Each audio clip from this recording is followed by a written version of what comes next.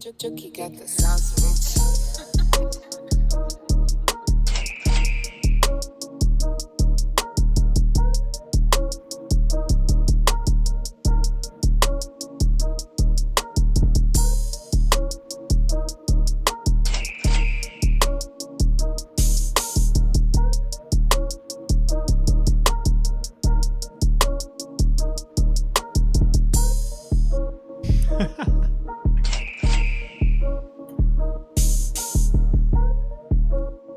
Is the laptop running on a wheatgrass? No, I don't think so. I think she's all animal fat over there. That's how we do it. All right, guys, welcome to the stream. You did not miss anything. We're gonna cut the music for a sec. We are here with Vegan Deterioration. So thank you for coming on the channel. We haven't actually met or had a chance to speak yet, but thank you for coming on, by the way. Yeah, no problem. We had a little computer issues here today, guys. No big deal. Now we're all set. And hopefully everybody can see and hear everything. Let me know if something's wrong midstream. I'll try and correct it as we go along. But the way that the plan for today is we're going to open up the phone lines. We're going to have people call in. And then it's Char, right? Yes. Char and I will co-host. And we will speak to the viewers. And we will... just see where it takes us, because people got some interesting things to say on the phones, and we'll go from there. So first of all, Char, how are you doing today besides the computer issues? I'm good. We got it straightened out. We're good. We got no stress here. We're good, guys. Let's see. Gung Fu, you going to bed, buddy? What's up, India Michelle? What's up, Made by Revolution, Maja, Tina, Tribby? No, you guys didn't miss anything. Clown Mazard, welcome, welcome. Tommy, Kelly, welcome to the stream. My guy was texting me earlier this morning. Hope everything's going well. Cool. We'll let everybody flood in for a few minutes. And then we will open up the phone lines like last time. That was pretty fun. Let's see. Anything new going on in your channel there, Char? Any crazy updates lately? Not really with my channel, but with the vegans, yes. What's up with the vegans? I've been kind of out of the loop for the last like 2 months or so, but I'm sort of like sliding back into it. I'm falling back into the trap of the vegan YouTube and the ex-vegan YouTube. Yeah, it's mostly with the kids. It's mostly with the what? The children. What's going on with them? Another vegan kid that looks like they have rickets. Ooh, I've been hearing that like all these parents are getting like maybe not thrown in jail, but they're getting in a lot of trouble with the law because their kids are deteriorating, basically malnourished, like underweight. Some are totally sick, and they're just not feeding them. They're not feeding them foods that they need. Is that what's going on? Yeah, and some of them are going to jail too. They are going to jail? Some of them I've heard. Are you hearing a bad echo right now, or is it okay? I'm not hearing the echo. Okay, cool. What's up, Shanto? How you doing, buddy? We got Vegan Deterioration with us today, aka Char, aka the best ex-vegan channel on YouTube, in my opinion. I'm so glad to have you, by the way. I've been like dreaming this little co-hosting thing up for a while, and then I quit for like 2 full months, and then now I'm back, and YouTube has slapped me on the wrist. People are saying my notifications aren't popping up in their feed anymore when I go live. You know, the whole thing. We got to rebuild from the bottom now. So, but your channel has been blowing up. You like doubled since I left, which is awesome. And I've been noticing also other people like Bart's been blowing up a little bit. Yeah. So where do you see like your content right now? Are you still full force making content day after day, same stuff? I mean, I've been watching your short clips recently. You did one yesterday, I think. Yeah, pretty much the same. Like, I feel like it's working. It's working. It's working. It is working. To the point type videos. Your channel is the first place I send people. Like if they want to know any information, or they're like they want to talk science with me or anything like that, if they're like still vegan, for instance, because I've got a friend right now. She's she's not even vegan. She's actually already started to. Uh-oh, we lost her. Can you still hear me? Oh, there we go. I can say. I've got a friend that's basically like on the fence, right? She wants to leave veganism. She's at that 4.5 year mark, and like I don't even send them. They want to talk science. They want to talk statistics and facts and all this stuff. Like, what do you recommend in this and this? And they want to know these like very specific little nitpicky details. And I'm like, it doesn't matter. It doesn't matter. Just go watch this lady's channel. She will show you what's up. Immediately, she hits me with the text. Am I deteriorating? Sends me a picture of her forehead. She's tripping. She's like, she's got the dry forehead. And, well, it's not bad. It's not bad. So if she's watching, hey, it's not bad. I'm just saying. But she's worried about it, obviously. And 4.5 years in, and I think that's what hits them too, because every vegan knows that 4.5 year wall. And when somebody tells you they're having a little bit of issues with the vegan diet, and you're like, yeah, well, all these vegans, they're having issues at 4.5 years. And they're like, I'm at 4 years. It's like, it's the magic number, and it's so consistent. Yeah, I have problems around 4.5 to 5 years. And I stretched it out for a whole extra year and a half. I really should have done that. Hey, so we're getting a little bit of like cutting out maybe. Is there a way you can get like closer to the router or something like that? Maybe will help the audio. Are you like on the other side of the house? Probably. The router is like right over there. Oh, is it? Dang. We're going to have to sue this Chromebook manufacturer. Yeah. Okay, so let's see. We got a couple people popping in here. Clown Mazard, I stopped watching vegan YouTube. I can't stand how confident vegans are when they're talking about the stuff they don't know anything about. Yeah, man. Well, the thing about vegan YouTube right now is I find it's in a lull. I feel like both sides have kind of calmed down a little bit. Like summer months just like made everybody go to their corners and chill out a little bit. But the people who are still producing like the best content, in my opinion, is like Sean Baker. He's just hammering down consistent message. Every day he's like the thing he's doing now. I don't know if you've seen his Instagram. He's talking about all the athletes that are having issues with the vegan diet. Like they're all getting injured and stuff like that. Like he's lifting the veil on the vegan BS. And I know the Game Changers movie just came out too. So the vegans, I think they're going to have this little rise up and in power right now. Tommy says a lot of creators are having the issue after a YouTube update as they remove subs from people without them knowing and others not getting notifications. Yeah, there's like some secret little stuff that goes on with YouTube. You know, if you don't post for like a month or something like that, you go to the bottom of the queue. Like you're no longer prioritized on the list of updates or notifications. People don't see your stuff for whatever reason. So what's up with that clown Isel Mazard? Any news? I don't follow that guy, man. Yeah. T Tribby says, I love Char's new style of observing vegans and letting the images speak for themselves. Yeah, your last video, you didn't even talk. You just had like a minute of like photos. 4 years. 4 years. Mm-hmm. Do the math. Like, just look at the pictures. You know, you can use your own brain, but that's the problem. Is the vegans are not using their brain. It's not like they don't have one, right? Like you're pretty compassionate and smart to go vegan in the first place and to have figured all that stuff out. You can't really be a total dummy and go vegan because otherwise you just starve in like the first month.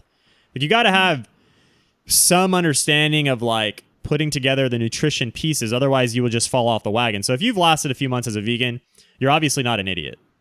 Now the problem is, once you get like indoctrinated in the whole thing and you start believing other people more than you believe your own feedback, that's the problem.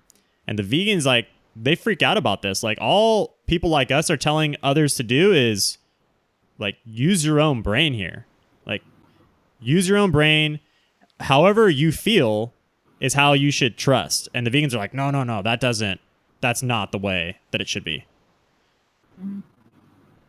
Clown Mazard is banned from Isel Mazard's channel. Well, I think with a name like Clown Mazard, you're probably not going to make it very far in there. You need a new username and you're good to go. You're back in. Let's see. Good evening, Vitalius. Did you see Truth Crab explode him? Who is Truth Crab? Anyway. So we got like 50 plus viewers. Let's get these numbers pumped up, guys. How many viewers is are your latest streams doing? Are you haven't done a stream in a while? I did one a few days ago. How'd it go? 30 people. Yeah. Usually just like hanging out and kind of just fielding questions as they pop up in the chat, right? Yeah, exactly. Yeah. That's kind of fun. It's fun to interact with the audience. It's fun to interact with the, you see a lot of the same faces like in my chat and Bobby's chat and your chat. And you just get the sense like when I left, I mean, people were hitting me up. At first, they let me be in peace for like a month. And that was cool. I really appreciate that because I had to figure some stuff out. And then like the last few weeks, people have been like, yo, Drew, where you at? Like, we need you back. They've been DMing me. They've been writing on my old video comments and stuff like that. So I feel like it's a duty now to be out here doing this because, hey, people need it. And I don't know about you, but I've gotten messages from people that are like, they were on their deathbed, anorexic and stuff like that as vegans. And they're like, hey, your videos help me go back to animal foods and I feel better. Thank you so much. And I mean, I don't know about you, but for me, that feels like really good. And it's something that makes this all worth it, Yeah. I already had one person. It just feels like enough. Like, my channel did it. Sorry, I missed you on that one. What'd you say? You had one person what? Basically, like, starving after the vegan diet. Yeah. Decided to end it. Gotta end it.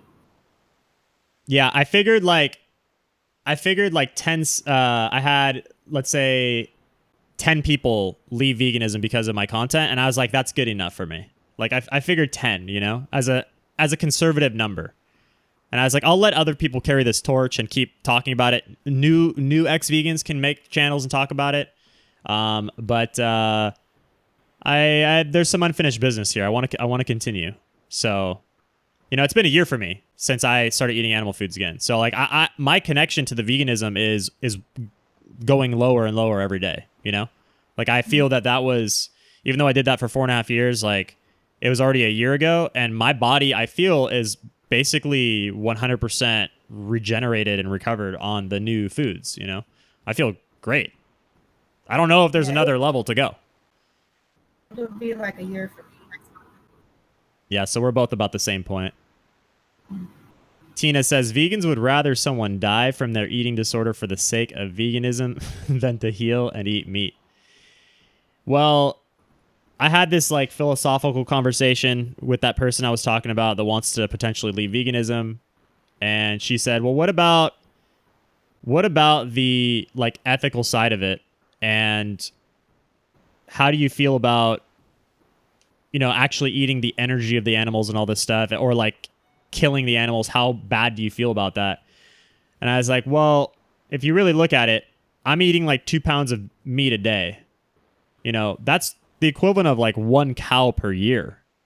And I was like, vegans are killing all kinds of little rodents and insects and birds and all this stuff, eating their grains, which was probably more than 1 per year. So who's really doing worse here? And she's like, well, a cow is more valuable than a mouse. And I was like, well, that's for you. You can decide that. Like, that's not, I don't feel that way. I feel like, animals are probably animals. And this just makes a lot more sense on the efficiency side. Like, yeah, cows are cute. Yeah, they're cuddly, relatively intelligent animals. But like, still, that's a judgment call. Wouldn't you say? Like, somebody who's deciding that a mouse is less valuable than a cow, well, then I can easily say that a human is more valuable than a mouse or a cow. And I say I care about how we feel and how we perform more than I care about killing an animal to eat it. Right. The other thing too, and this is something that you guys can use if you're ever arguing a vegan, ask them, because people are like, factory farm's terrible, killing a cow's terrible, it's not living out its natural life, you're killing it prematurely. I get it. But ask them this. How do you think those animals will die if they were left to nature? Number one, they're going to be hunted as prey animals their entire lives, living in a stressful environment, just surviving to end life Like, do you really think that deers last till they're so old they die in their sleep like a 95-year-old grandma? That's not the way it works. And let's say they do make it that far, right? Let's say you have a deer that lives to 15 years old, and it's like so old, it's got gray hair, right? This is a total fantasy, by the way. Let's say that this happens. They're going to either, somebody said it, they're going to either starve to death, or they're going to break a bone, or they're going to be so tired and busted up that they can no longer go on eating. They're going to bed down. I don't know if you guys have ever had animals that you had to put to sleep, like a dog, okay? When a dog is at its end life, and I've seen this multiple times, we've had plenty of dogs. They get to 10, 11, 12 years old, right? They live in their last days. They're all gray-haired and everything like that. And then they let you know when they're giving up on life. They basically lay down and they don't eat anymore and they don't move anymore. And you try and feed them, water, and they just look at you like, yo, I'm done. And that's basically the animal telling you like it's time to go. Imagine that now in nature. What do you think happens to those deers that lay down and give up? They don't get put to sleep with a shot at the vet. They get eaten alive by bugs and other animals. Even a lion, the predator, apex predator, if that thing breaks a leg and can't move, he's going to get eaten by his enemies, like the hyenas. They're going to just eat his ass alive. So, yes, we are killing the animals, but this fantasy about like animals just living out their natural lives in nature is like some Bambi, like completely illogical, irrational thing. What do you think about that, Char? I never really thought much about that. When you think about it, when it's sick, it's like their bird moves on, have comfort around them and all that. Like, the vegans are probably imagining. It's totally imagining it. It's not. Yeah, it's imaginary. That is not the way that it works in real nature, guys. Real nature is so savagely ruthless. It actually makes our normal world seem very nice in comparison. Hello from Brazil. One more ex-vegan here. Hey, shout out to Brennan. Thanks for being here. Heather says, my mouse-eating cat is almost 21 years old. Exactly. But, you know, God bless your cat. But if your cat is out and about in the alley and breaks a leg jumping a wall because it's 21 years old, you know, those mice might eat your cat, you know? But I'm glad it's healthy because it's obviously made it this far, so that's pretty good. Obviously eating its natural diet. Okay. All right, so let's see here. Yeah, mice are brutal. Let's start to open up these phone lines. Let's see. You guys ready to make a call? Anybody out there ready to call in and make this happen? Nathan says, no. Getting caught up in a combine in a field and getting your ass ripped out and grinded to death from the ass to your snout. It's much nicer than a metal bolt to the head. Duh. Yeah. Much nicer, right? The bolt to the head is like, that's what you would choose. If you could. If you were an animal, you're like, hey, these people kept me safe and fed for like, whatever, 3 years. And I got to get big. I got to get full size. Obviously, you're not going to kill a cow before it gets to full size. You grow, you get as big as you can. You probably breed a bunch in that meantime. And yeah. What up, Carson? How you doing? All right. Let's see here. Let's pop open the phones, guys. All right, I'm ready to receive some calls here. I'm going to put the call number in the chat, and I'm gonna say it out loud. So if anybody wants to call in, we'll just be waiting. 714-922-0637. You can call that with your regular phone. I will answer it here on the air live, and my wonderful co-host here, Char, aka Vegan Deterioration on YouTube, we will talk to you. What I'm really hoping to get, and really the people that I'm looking to talk to, is people that are vegans that are considering switching over. That's kind of the topic the direction I want to take the chat today. I want to talk to vegans that have been vegan for, a length of time, and they're potentially thinking about, jumping ship. Kind of like a vegan savior hotline here. Although we can't make any guarantees. You guys are going to do whatever you're going to do. Let's see. Tommy, cost me a fortune from here in Scotland. Krusty says, back off my man, T-Tribby. Whoa, what's T-Tribby saying? She getting wild? You're considering switching to vegan? Well, I want to talk to you too. If you're an omnivore researching both sides and you're thinking about going vegan, just please. That will be a 2-minute phone call. That's it. I know. I got you covered. You're never gonna touch a plant again. Nathan says, I love how ex-vegans go straight to raw carnivore. It seems to be a trend. Well, okay. So this is like the thing. Most ex-vegans don't go to even carnivore, let alone raw carnivore. That's just not the case. It's like how everybody thinks that ex-vegans were raw vegans. Like, we may have tried it for like a couple weeks or a month, but I don't know very many raw vegans, and I know a ton of vegans. Like, nobody stays raw for more than, at max, like a year or two or something like that. I miss you too, Carson. Krusty, please do not do that. That's a slow, painful death going vegan. I'm sure people will point out, the muscular, sexy vegan bodybuilders, John Venus, Brian Turner, but they're doing it. Okay.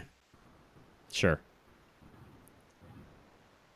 Krusty says, when are you going to get Tim Van Orden on your show? I don't know, but I haven't heard that name in a while. I would actually consider reaching out to him and seeing what he wants to do. I know that Rob Stewart was down to come on. I had Robbie Barbero potentially coming on. But these guys... Well, Robbie bailed out last second. I'm not sure what the deal was on that. It didn't seem like he was trying to bail because he didn't feel like doing it. I think he was busy, so we'll see. Nathan says he lost 3 teeth as a vegan for 3 years. Damn. We need Tim's explanation on how he lost all his teeth on a vegan diet. It's just detox, dude. Okay, we're going to throw the phone number out one more time. 714-922-0637. Somebody, anybody. We're here to field just live calls. And what up, Tess? How you doing? Good to have you. Is Tim the running girl? Yeah, he's the runner guy. Oh, he said his tooth loss was genetic. He said his tooth was what? His tooth loss was genetic. Genetic. I don't know anybody. I don't know anybody that just loses teeth for no reason. Like, even the people that get root canals, they admit that they're not the people who are taking the absolute best care of their teeth. Like, you don't see people on a low carb diet that floss every day that are getting root canals. I haven't seen it. I haven't heard of it. Always the people that are getting the root canals is like, okay, I had a bunch of sugar. Maybe they drink a bunch of alcohol, something like that. There's some sort of lifestyle factors that generally always play in. They're never just like, oh, it happened for no reason. JG Lee in the house. Great to have you. Tina says, Char, I'm surprised you haven't done a deterioration video on Freely's ex Durian Rider. His teeth looked methed out before he got crowns. What do you think about that? I mean, I would do a video on him, but he's looking like CGI these days. He's looking like what? We're having a little bit of sound clarity on your end. I'm not sure. Maybe the I don't know if it's using the mic in the Mac or in the Chromebook or if it's using your mic on your thing, but I'm not sure how it's working. But It's tripping. Oh, It could also be the. What's up? These earphones, they don't have a microphone. Ah, gotcha. Okay. Brendan says, "What do you guys think about medical medium? This guy is a crazy man." I've kind of teased this before. I have friends that have been in very close, even working relationships with that guy, and let's just say that he gets things very wrong, and has even led to people delaying necessary medical care in the case of cancer, and they died. That person's dead now. Raw vegan, by the way. R.I.P. And I don't mean to make like some sensationalism out of that, and I don't want to get sued by this guy's multi-million-dollar team. So I got to be careful with what I say. But the fact is that he was in a working relationship with a person that we personally know in the group. She was misled by what he was saying regarding her condition. He told her her condition was not what she thought it was and not what the doctors were saying. And it led to ultimately her passing away. Very sad story. Just drinks, he's just like, just drink celery juice, basically, and it's just going to fix you. Nah, dude. And by the way, when she tried to contact him after she did find out what was going on and get a hold of him and be like, hey, well, this is what they're saying, dude ghosted her. So, anyway. Char, you are so damn funny. LOL. I agree. Thank you. I also like your streams for the ASMR aspect. Char, I don't know if anybody's told you that. Somebody wrote that yesterday. Yeah, like I could go to sleep just like listening to your stream, and like it's a very soothing environment and voice. Thank you. Steve says, Char, surprised you haven't made a video on Freely regarding her wearing the same long sleeve shirt in all her videos for the last 2 months to hide her bony shoulders. Damn. That's cold, dude. I think I already said that in the video. That's cold, Steve. Do not show those shoulders with that green screen. All right, guys. We are accepting calls, 714-922-0637.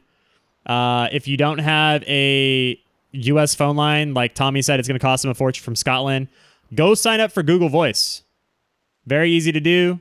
And you get a free phone number in the U.S. and you can call. It takes like 2 seconds. You can even use the app from your phone if you're watching from your phone. So very easy to do that. Call in. Give us a shout. Anti-vegan says, Char, beautiful girl. Yeah, we got some teammates here. Yo, Drewski. What up? Glad to have you. Oh. We got to take her. Here we go. Call from Tuesday with anti-vegan. to accept, Okay. press 1. To send Absolutely. a voicemail, press Cello, you're live on the air, Anti-Vegan, with Char and myself. How you doing? Hey, how you doing, guys? We're doing good. How are you today? How's your content production going? Good, getting a couple of vegan psychos, but it's good. A lot of supporters. Yeah. Yeah, so what are you calling in, or did you want to hang out with us? Because you're more than welcome to do either one. Oh, I don't really have the time to hang out today. That would be awesome some other time, but I wanted to bring up those PETA vegan idioms, like they'll change take the bull by the horns to take the flower by the horns, and beat a dead horse to feed a dead horse, and feed a fed horse is what it says. Oh my God, it's just ridiculous. Feed a fed horse. So Yeah. This is the new PETA campaigns that are going on? It looks like it. I haven't heard of this. I got to pull this up. This sounds absolutely ridiculous. PETA Yeah. feed a Go fed to horse. Google and type vegan idiom and then click on images and they'll all pull up. There we go. Let's see. Have you ever tried to feed a fed horse? Here we go. It doesn't even make sense. Stop using They're really anti-animal idiots. language. Right. So PETA says on their Twitter, words matter, and as our understanding of social justice evolves, our language evolves with it. Here's how to remove speciesism from your daily conversations. Speciesism. So interesting. Why is it always about like speciesism or like racism or whatever? Why can't it just be about nutritionism? Like, why do we have to do anything else besides looking at the results of what happens when you don't eat these things? Like, shouldn't that be the gateway to all this stuff? Like, does it even work in your body? Yes or no? Basically, the answer is no. So just forget everything else. You know, all the speciesism is. Yes, it's all programming. It's all propaganda. It's to get you to be empathetic and to deny your animal self and all these things. It's ridiculous. Well, did you hear what we were saying earlier about how ruthless and savage real nature is? Oh, yeah. I didn't hear that. I just joined, but totally. I just posted on my community channel a bear eating a pregnant salmon, and it's so beautiful and vibrant. And people just think of death when they see that, but what about the bear who's eating it? You know, right. That's life.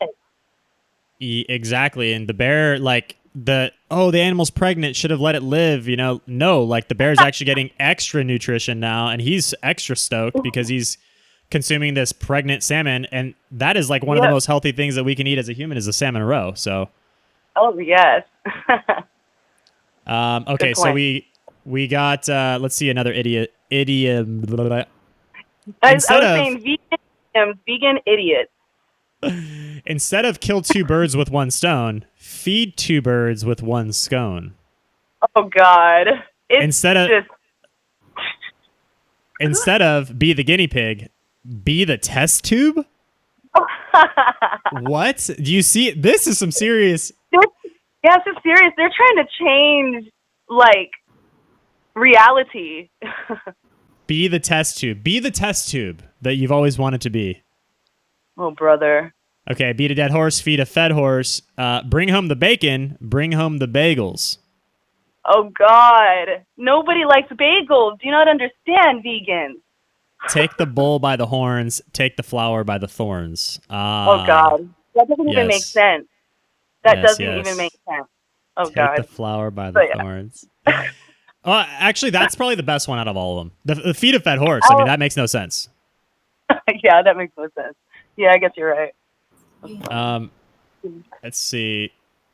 Megan Rebany says, Char is so beautiful. Char is looking good. Everybody loves you, Char. You're just like... Oh, she looks amazing. I mean... She looks amazing. You look amazing, Char. I can't hear her right now. I had to mute the live stream just to be able to talk to her. She can talk to you through here. Oh, I would love to talk to her. Can you hear me at all? Can you hear her? Oh, I can't. Huh, okay. Maybe I'm gonna go ahead and... Can you hear me, Char? Tommy says a lot of creators are having the issue after... Wait, no, let's not do that. I think I know what's going on, and it's on my end. Hold on one second.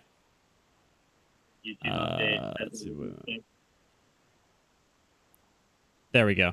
You should be able to hear her now. That's my bad. Hi, Char. I like your shirt. Oh, thank you. Oh, there she is. So, yeah. Char and I have been talking a lot. We send each other music. We're just very much on the level. And I definitely want to do something like this with her soon. We've been talking about it. So keep an eye out for our little podcast. Absolutely. Yeah, I've always eyeballed her channel and I thought it was a great idea. And she's the only person I click on anymore if there's any ex-vegan content or vegan content. Like, I'm just so deep in weird YouTube in the other direction now that it's the only stuff that brings me back. She's the go-to. She's the go-to. She's the go-to also when I send, if somebody wants to know about why would you leave veganism? Like, what's the deal? You know, I'm like, yo, just go watch this right here. Yeah, let's go to this channel. It's so revealing. Yeah. So revealing. It's all you need to know. I mean, the results speak for themselves. You got sometimes a 1 minute clip with no words that you're just like, ooh. Oh, sometimes those are the best ones. Yeah. Yeah. A picture's worth 1,000 words. So, Char, what do you think about all the Jaden Smith stuff recently? Because I think that's probably one of the biggest pieces of news this week is his gray, pale skin and then him getting like rescued. And then now he's saying he wasn't ever vegan. Oh, my God. Do you think that his PR team was like, hey, listen, Jaden, we've been doing research on YouTube. And if you say that you were never vegan to begin with, people won't hate you as much. And he's like, all right, I'm going to do that. Because if you say you're vegan and then you leave, people really hate you. But if you're like, I was never vegan, I don't know why you got that idea, even though I have a vegan food truck, I have a vegan dating app, I have a vegan channel, I wear vegan cycling jerseys, I'm at every Fruit Luck in town. Never vegan. Not vegan enough. The vegan is saying, okay, but that's even worse. Char, we're losing your voice. Oh, okay. Rafa Burr. And that what's his name? Mike the Vegan. He's tearing it apart.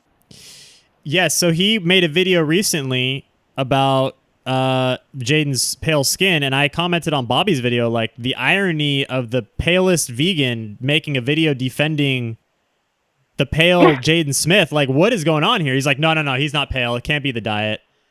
Like, dude, you're the king of vegan pale YouTube. So somebody says in the chat, my results are great. 28-year-old dancer, vegan since the age of 14. Rafa, I would love for you to call into the show. We're accepting live callers right now. I'll put out the number again in a few minutes. And I would love for you to call in and just share. Like, I want to talk to successful vegans, especially a long-term vegan. A 14-year vegan, you're a dancer, so you're obviously somewhat athletic. I have some questions for you. And I think other people would be interested in hearing your story as well. Like, I really want to talk to vegans too, especially successful vegans. Being unbiased, yeah, that's the great thing about your channel. Like, if you're having success as a vegan, then we need to figure out what you're doing, because you're in the minority. And I think that people assume that once you go vegan, you're going to be very healthy. And I think most people find that it's the opposite. So, you know, that's the issue.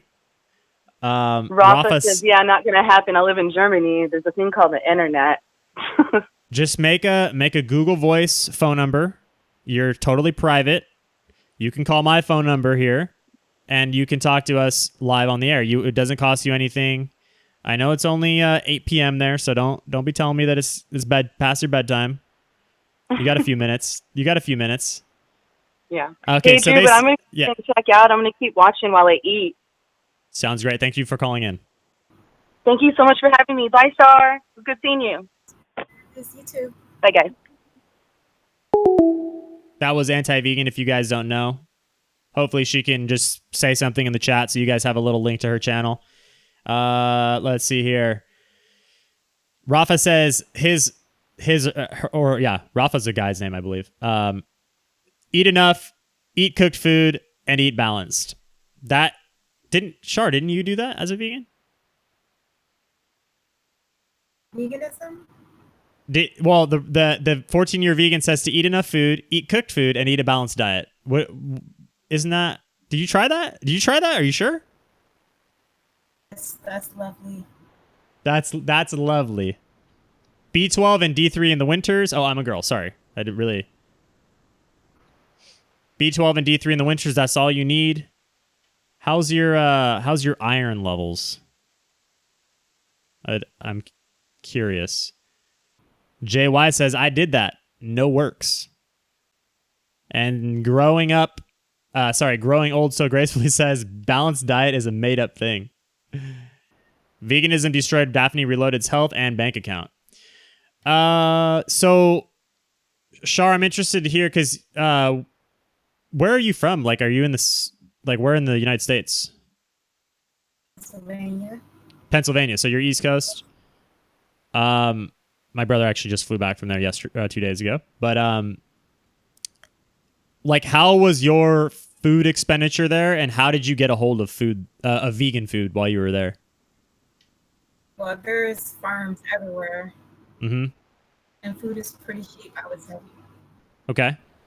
Did you spend like more money as a vegan or less money as a vegan compared to animal foods diet? For sure. You spent more? I spend more than Sorry, the sound is cutting out for some reason. You said you spend more now? Got it. So, do you think it's because you're like going out to eat more, or do you think it's just because you're eating like expensive steaks or something? I buy from the farm. Ah, okay. Oh no. We lost her. The Chromebook. It's me.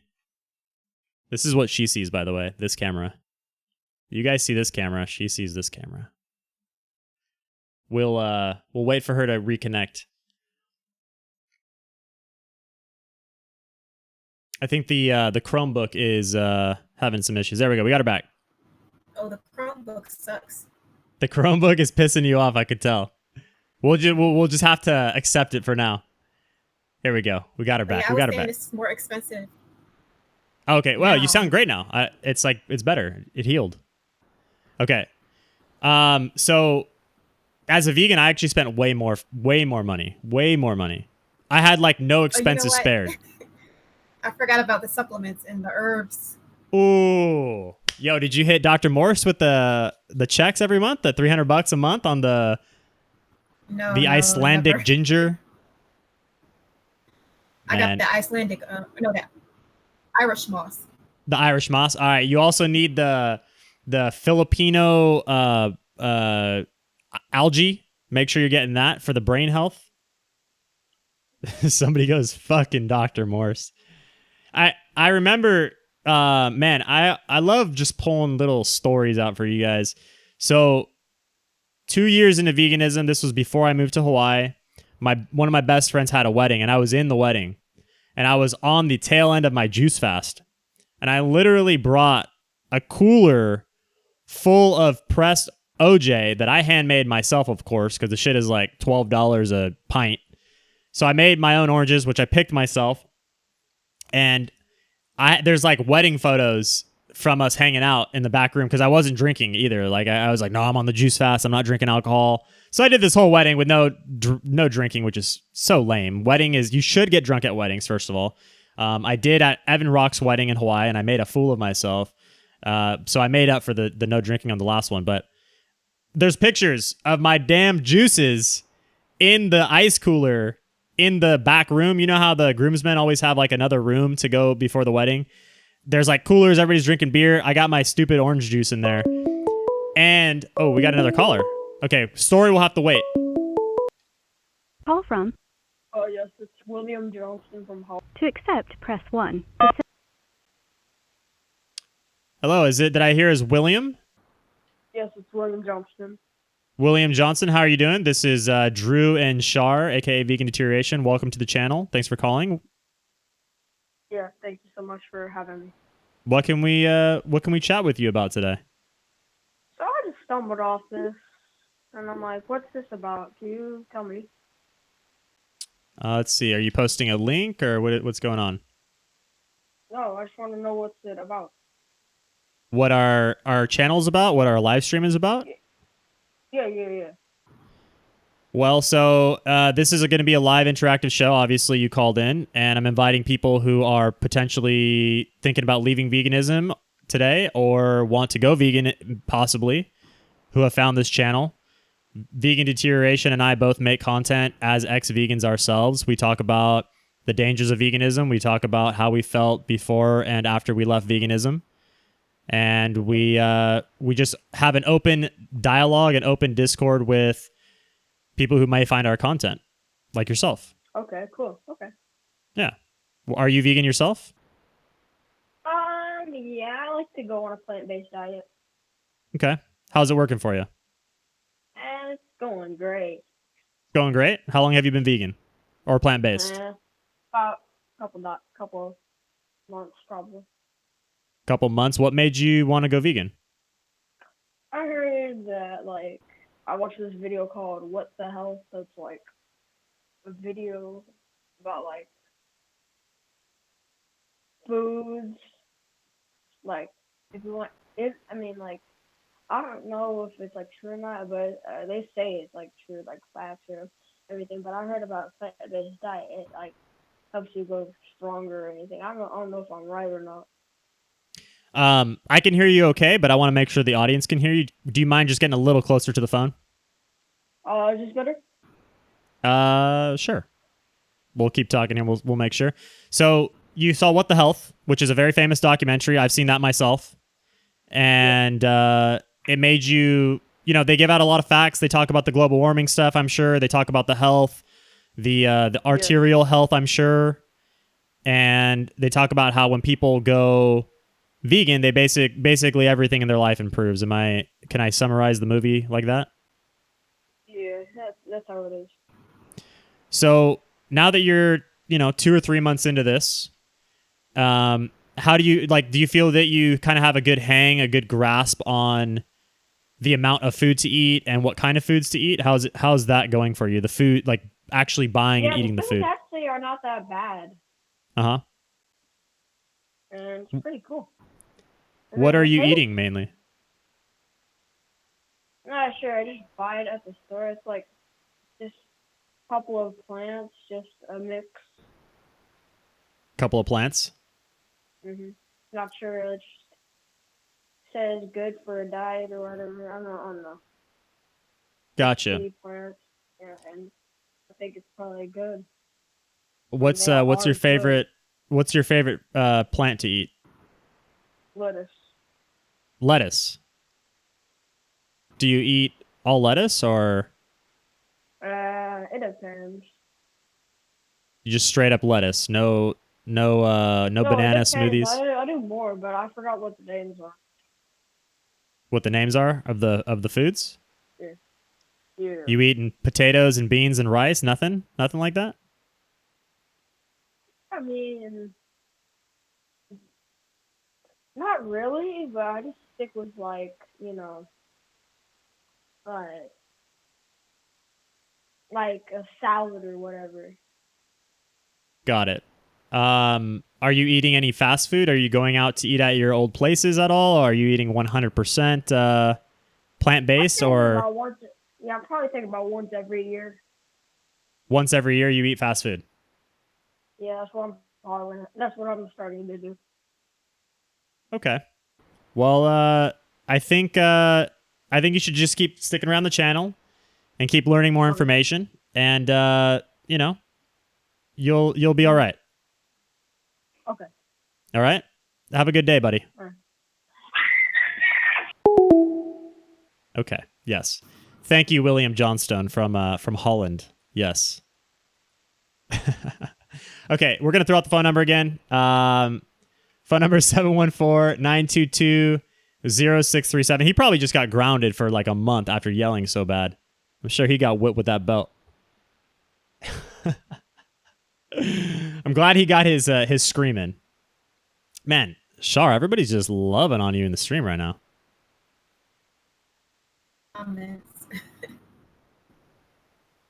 Let's see. Slightly Vegan says Drew should do a Joey Carbstrong imitation with the collar.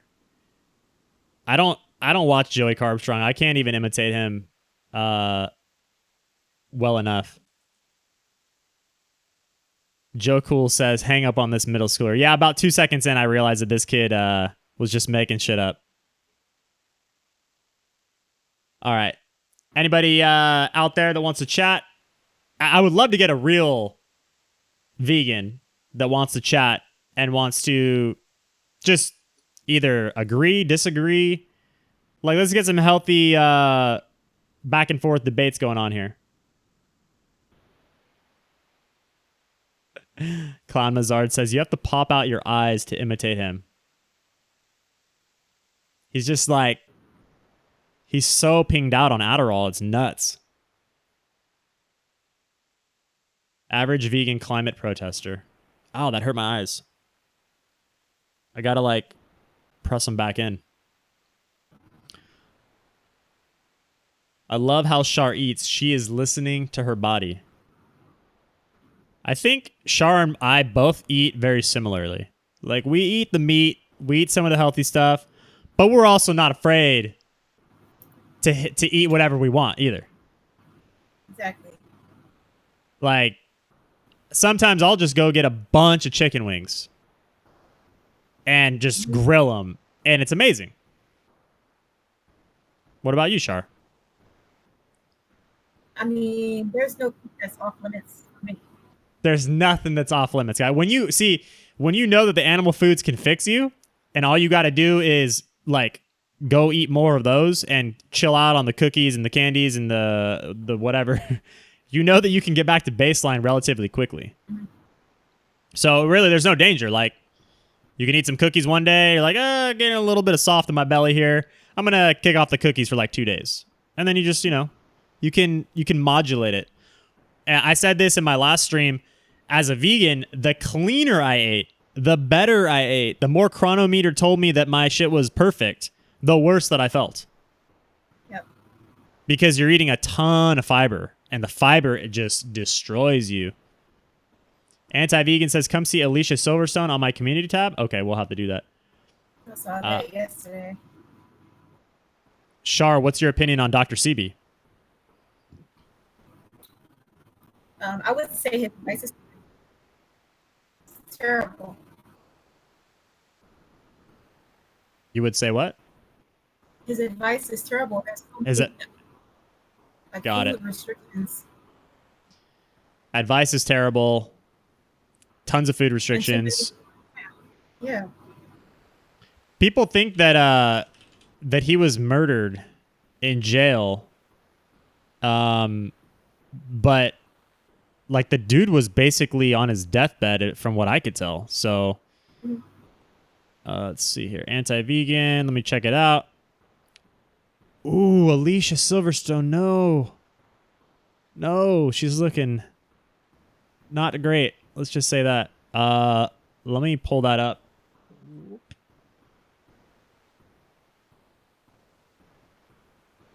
Hang on, we're doing some manipulations of the stream here. Pulling up that photo right now. Does this work? It does. There we go. That's what she's talking about. She says, go look at Alicia Silverstone.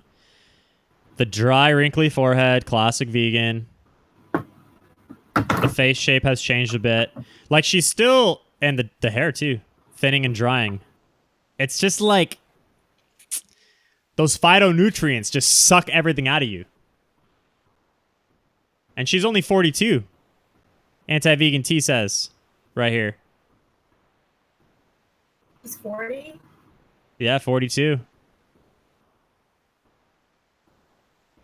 Yeah, I mean, usually, like, my mental picture of people that get older is obviously people think of like if you think of like a 60-year-old, like a grandma or something like that, usually you picture them like a little bit fat. And they look like their skin is always like plump and juicy. Like, that's how I think of an older person. I think of them like usually a little bit overweight, and like their skin is kind of shiny, plump, and fat because they've been like eating up for years, and they stop exercising or whatever. Their metabolism slows down. But you don't think of people getting older like turning into a skeleton. Maybe That's in how the vegans. 90s. Yeah, in their 90s. In their 90s, you turn to a skeleton. That's what I'm saying. Like, 40, 50, 60, you're like kind of plump and fat, enjoying your life a little too much, and then you turn to a damn skeleton in your 90s. All right, we got another caller here. Let's do this. Call from. Slightly vegan. To accept, press 1. Slightly vegan. You're live on the air now with Char and Drew. Welcome to the channel. Hey guys, can you hear me? I can hear you. Yeah, how are you doing? I'm doing great. I feel indestructible. Why do you feel so indestructible, Slightly vegan? Well, I do eat meat. I'm feeling great. I reclaimed my health. I used to be really overweight. Okay. Yeah, and then I saw Forks Over Knives. Yeah, I fell for that real strong. I loved it. I used to believe all that stuff. I used to believe in that the vegans had some kind of special insight into how things worked in the world. Okay, And yeah. I'm very familiar with that, by the way. That really strikes me hard because I resonate with that a lot. Like, they had some secret antidote that, like, the government was trying to keep secret from everybody, and the vegans are like, the gorillas eat the grass. It makes sense. Okay, sorry. Got me excited. No, exactly. No, it draws you in, and I guess you feel like you're in a special club, and you're with the cool people now, and right, you can look out and see how everyone's doing everything wrong, and they don't know any better, and if they would only know, or if you could teach them. It's a pretty fun feeling, but I did regain my health. It was because prior to that, I was just eating junk food like no tomorrow, just massive binges. As a every vegan night. or before veganism? No, just as a real sad dieter, really Gotcha. sad. Really So sad. let me just jump to why I'm calling. So I probably have the same background as everyone. I would say when I went to meat, so after a few years, well, it's probably quicker than that. After a year, I just said, well, let's try meat. And meat tastes great. It's nutritious. And eventually, it helped me to lose even more weight because, I found it more satiating. And I could eat smaller meals. How overweight were you, and like, what was your condition when you went vegan, and what was your condition when you left veganism? Okay, so going in, my high weight in pounds was 235 pounds, 105 kilos, and I'm only 5'9" or 175 centimeters, so I was really heavy. Yep. And we're not talking muscle mass here, right? You weren't on steroids, lifting weights in the gym or anything like that, right? No, I was sitting on the couch watching TV, eating fast food. Okay. And I had psoriatic arthritis really bad. So now I received, I think what did me the most benefit for the psoriatic arthritis was just a standard drug, or not a standard drug, but a very nice drug that it's called Humira, and they advertise it pretty strong. And it's an expensive medication, but it's all paid for by insurance. So that was very helpful in that it cleared up my symptoms and it allowed me to start moving again. So yeah, then I saw Forks Over Knives, and yeah, I would have to say it was a revelation because it truly I didn't know that you could eat fresh food, and I had no idea, and I was just eating crap. And yeah, it does taste pretty good compared to, or it was a good way to go. I enjoyed it. So you had some results, right? I had. I'm sorry. I had what? You got some results, right? When you went vegan, did you lose some weight? You felt better? Oh yeah, immediately. Yeah, you start feeling great. The weight just comes down it comes down really quick and steady. And this is compared to the worst of the sad diet. So yeah, it went down. It did great. I felt that euphoria of being, that new veganish type person, and wow, I know there was a euphoria with that kind of outweighed the, God, this is bland, because I was a big John McDougall follower. So you were doing the potato burritos and all that.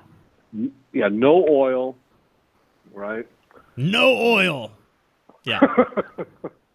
They're loaded. So, it's so bad. It's okay, but you believe it, right? And you go in, and your weight's going down, and my weight went really far down. It's wonderful. And then I remember, right, at the end of the year, right? I've been doing this for a long time. Then we finally had Thanksgiving. The holidays came, and boy, just biting into some meat. I think we had prime rib, and it's unbelievable how good that tastes when you've been doing John McDougall for the last 9 months, okay? and the apple cider. Oh my God, that was good. So what do you think about vegans? Because, you know, Char and I, we're pretty deep in the vegan community, I'd say, especially, you know, just YouTubing and stuff like that. We kind of know like what a vegan response would be to that. So a vegan would tell you, well, meat is very stimulating. It's an addiction. So therefore, yeah, that's why it tasted so good.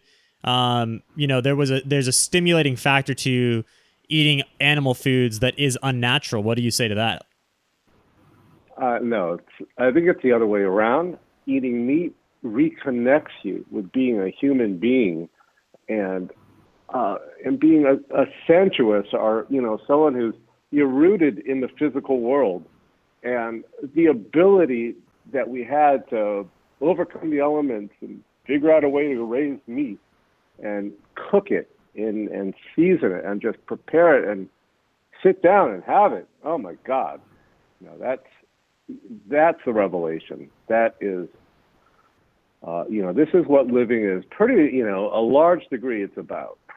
And I agree with you. And a little interesting piece of history. To my knowledge, I'm not a historian, and I haven't been to the the museums or whatever. But according to my research, we've only been using ovens for around 250 to 400,000 years, which is around the same period of time that we started gaining the amylase enzyme in our saliva.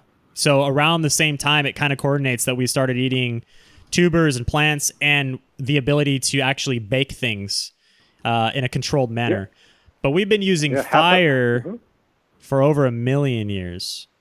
So Beautiful. We've been cooking our foods, meats, all that stuff for way longer than we've been eating any type of plant vegetation and cooking with that. I think we're adapted to eating starch. I don't have a problem with it. I think that Dr. McDougall's half right. Yeah, you could do fine eating starches only. Well, relatively fine. I mean, I think you're right. I take a look at these guys, and they do look. They don't age well. I hope I'm not being unscientific, but no, this is an unscientific channel. The science of health and nutrition is so convoluted with facts and studies and this and that on both sides. So let's wipe the slate clean. What are your results? What are my results? It's like as if we were brand new humans and we didn't know anything about it. Like, let's put the stuff to the test and let's talk about it. That's the real current science right now. Right. Well, I think the science does support eating meat. I don't think it. I mean, some people. Well, I think one of the reasons why I'm calling is because, I might be. So I actually enjoy. I follow Ivor Cummings. I think he's a great communicator. He's a great science communicator, and I think what he conveys to people is the leading edge. It's advanced. Cardiovascular care. It's advanced. Lipid studies, and I think he does a good job. I mean, he might be biased, but I think he clearly presents the case that meat can be eaten safely by lots of people. And maybe not everybody, but certainly there's people. There's no sign whatsoever that if people are developing any kind of cardiovascular disease, even though they might be eating a pure carnivore diet for 20 years and they're middle-aged, they have no signs of any kind of cardiovascular disease. I mean, they whip out the calcium coronary scan and they are clean. Mm-hmm. So what do you say to vegans that refute that? I don't think there's anything to refute it, but I think that some people maybe should not eat. I mean, I wouldn't care unless it was me. It is me. So while I was heavy and super overweight and whatever, severely obese, and possibly because of the psoriatic arthritis, that I developed a non-zero. I developed a pretty sick. I took my calcium score. I took that CT scan last year, and it came. I was shocked. I mean, I was shocked that it came in at 304. And wow, very high risk. Yeah, so That's right. And that was And while you were a however- vegan, or can you give us a timeline Well, on no, that? so that was last year. So I had lost the weight, so I was very heavy in mid 2013.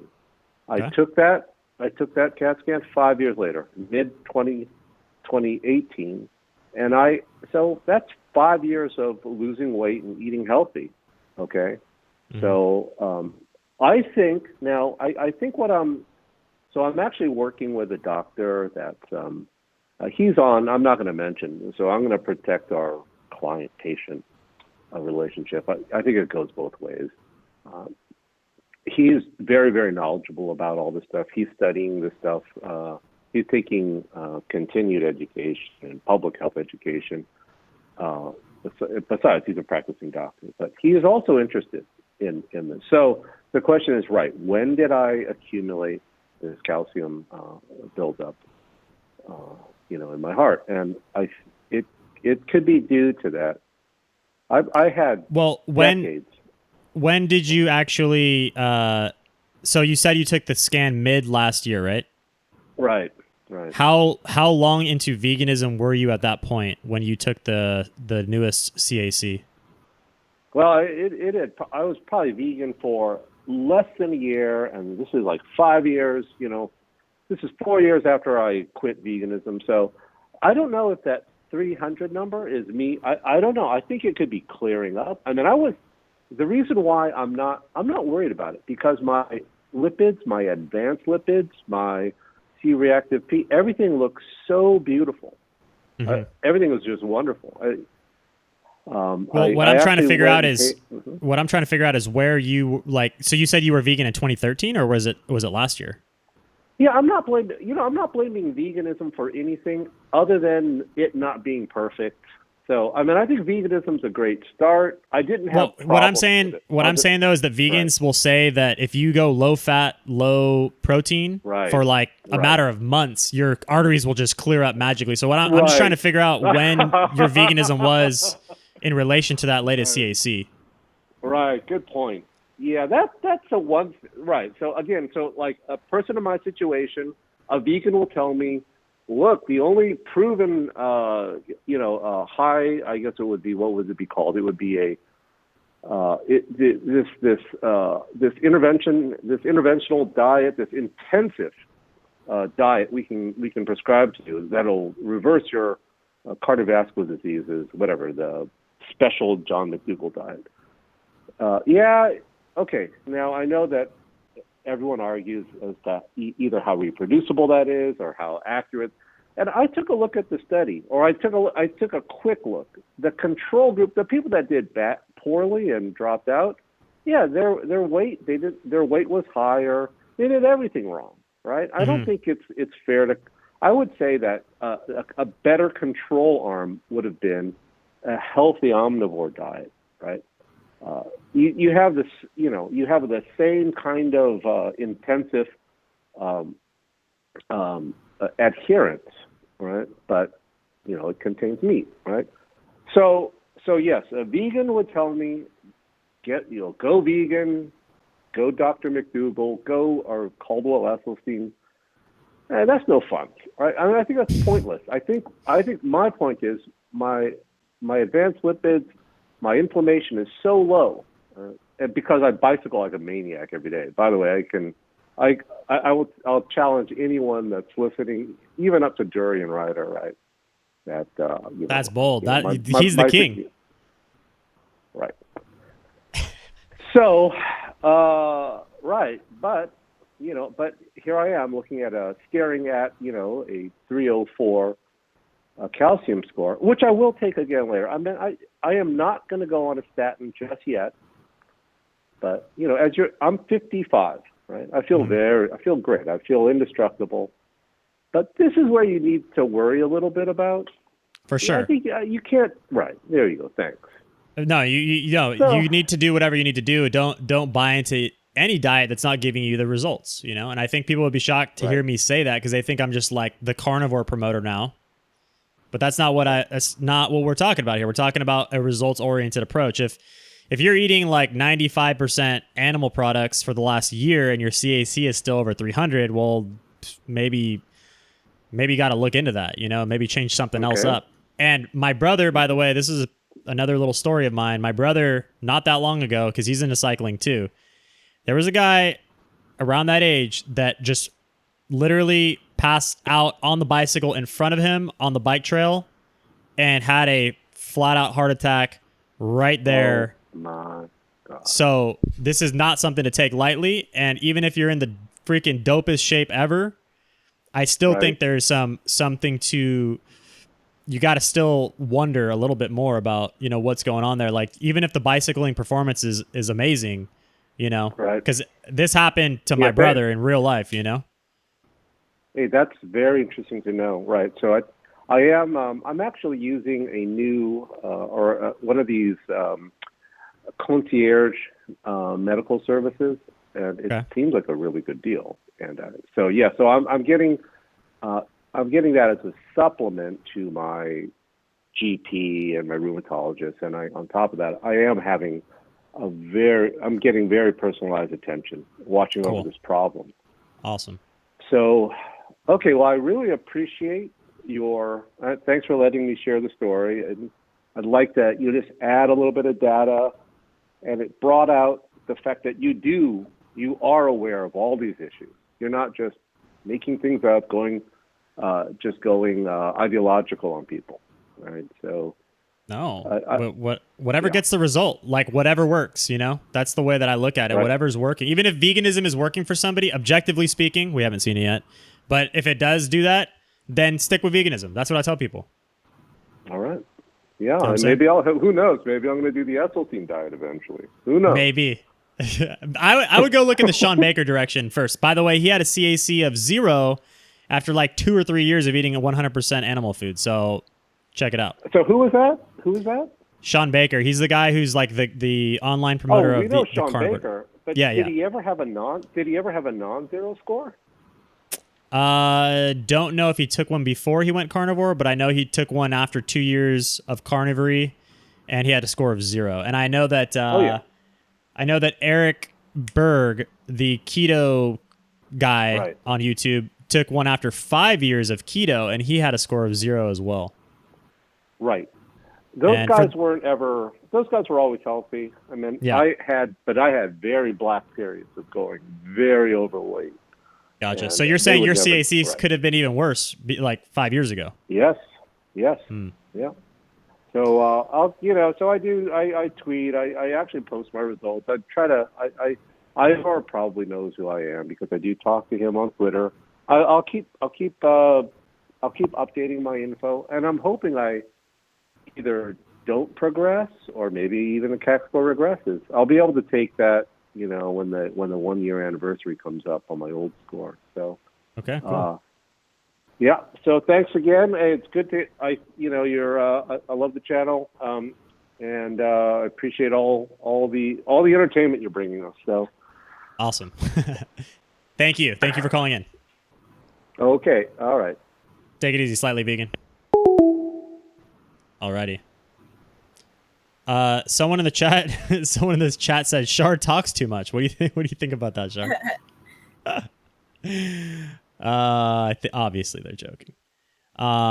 Let's see here. We got to catch up a little bit. So I didn't exactly get the information I wanted out of him because it sounded like our last caller was vegan back in 2013. I couldn't tell if he was vegan in 2013 or if he was vegan last year and then took the CAC at the end of the vegan stint. Maybe if he's in the chat, he can clear that up if we had a little miscommunication there. But I was trying to figure out when he was vegan because the vegans, Esselstyn and stuff like that, they'll tell you that if you go low fat vegan, that you'll clear up your arteries like that. A couple of months, you could potentially have cleaned out arteries. So I'm just curious to see, like, if he took that CAC at the end of a 9-month vegan stint doing McDougall's diet protocol, and he still had a CAC of 300, that's not good. That's not very impressive. That was what I was trying to get at. All right. JG Lee, $5 bomb. Thank you, sir. if you can play 2.5 minutes of this video, Greg Judy explains how not to feed hay by growing prime winter stockpile. Let's see what this is all about. I know you wouldn't lead me astray, so. Okay. Let's, Greg Judy. Any other input on that last caller before we move on, Char? No. You seem like, and that's the other thing too. I just don't think people should relate their they shouldn't totally put all the faith on their physical performance as in terms of their health. Like, just because you can bench press 315 pounds for 10 reps and you're the strongest dude in the gym at 8% body fat doesn't mean that your heart is about to give out like that. And, we see this all the time with bodybuilders. They die all the time in their 40s. That's why I worry about running raw. On what kind of health? Running raw. Running raw? Oh, who is that? Another vegan or YouTuber? Yeah, but he's always out there running and he just looks so sick. And got it. Yes. Yeah. Just because you can perform athletically, like, that's one piece of the puzzle. Don't get me wrong. That's important. Like, if you're getting injuries that don't heal or you're not able to gain muscle mass, like, there's something going on there hormonally or, building blocks, amino acids that are not getting to the right places. But just because you are physically fit doesn't mean that you're healthy. That's my point, is like, it doesn't work the other way. And let's see, we got. Okay, Linda wants to pet me. Interesting. Okay, love it, love it. Kimberly Pullman, hi Drew and Char, hello. Growing Old So Gracefully says, what is a CAC? It's a coronary artery calcium scan. Basically, I think it's an x-ray they take of your carotid artery and they give you a score. And if your score is 0, then essentially you're at such a low risk of heart disease that they tell you to not even bother taking another test for 5 to 10 years. So they essentially, whatever you're doing is you have no risk of heart disease. So obviously a score of 0 is good. And luckily we've been seeing scores of 0 coming out of the carnivore camp, the keto camp, which the vegans would say is like impossible. So, but yeah, the CAC, by the way, is recommended by the vegan god himself, Joel Kahn, Dr. Joel Kahn, the vegan cardiologist who's been vegan for over 40 years. So they have the vegan king cardiologist, Joel Kahn, is recommending the CAC as a valid test of our artery health. And we have carnivores passing the CAC with flying colors. And then you have the vegans saying the CAC doesn't even matter. The experts, right? Okay, so let's play this little video, and we will move on to something else. We got this right here.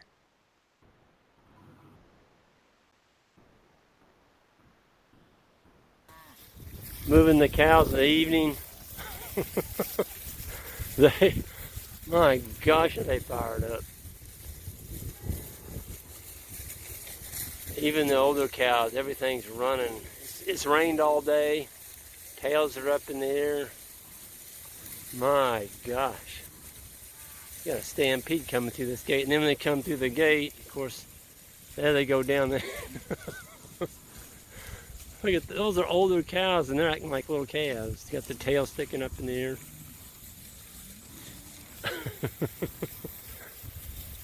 How you like to see the cows feeling good? You know everything's healthy and happy. Slick hair coats. Winter's coming. And you got happy, healthy, fat cows. And they're still running clear at the back of that paddock. They're going to see how far they can go. And we'll be leaving this farm in the morning. But he's cute, but I'll eat him. We had him on here 3 days. And there was about 45 acres. And about 313 head, I think, left in here, 314, something like that. Well, here comes another. What's up, Really Organic? Welcome to the stream.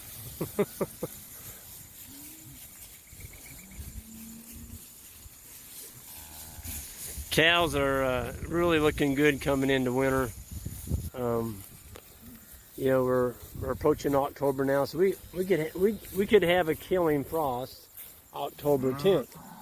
Once you get that first killing frost, your winter stockpile growth is severely impacted, and you know, you're just not going to grow that much more grass. You might grow a little bit, but boy, right now we got a nice rain today.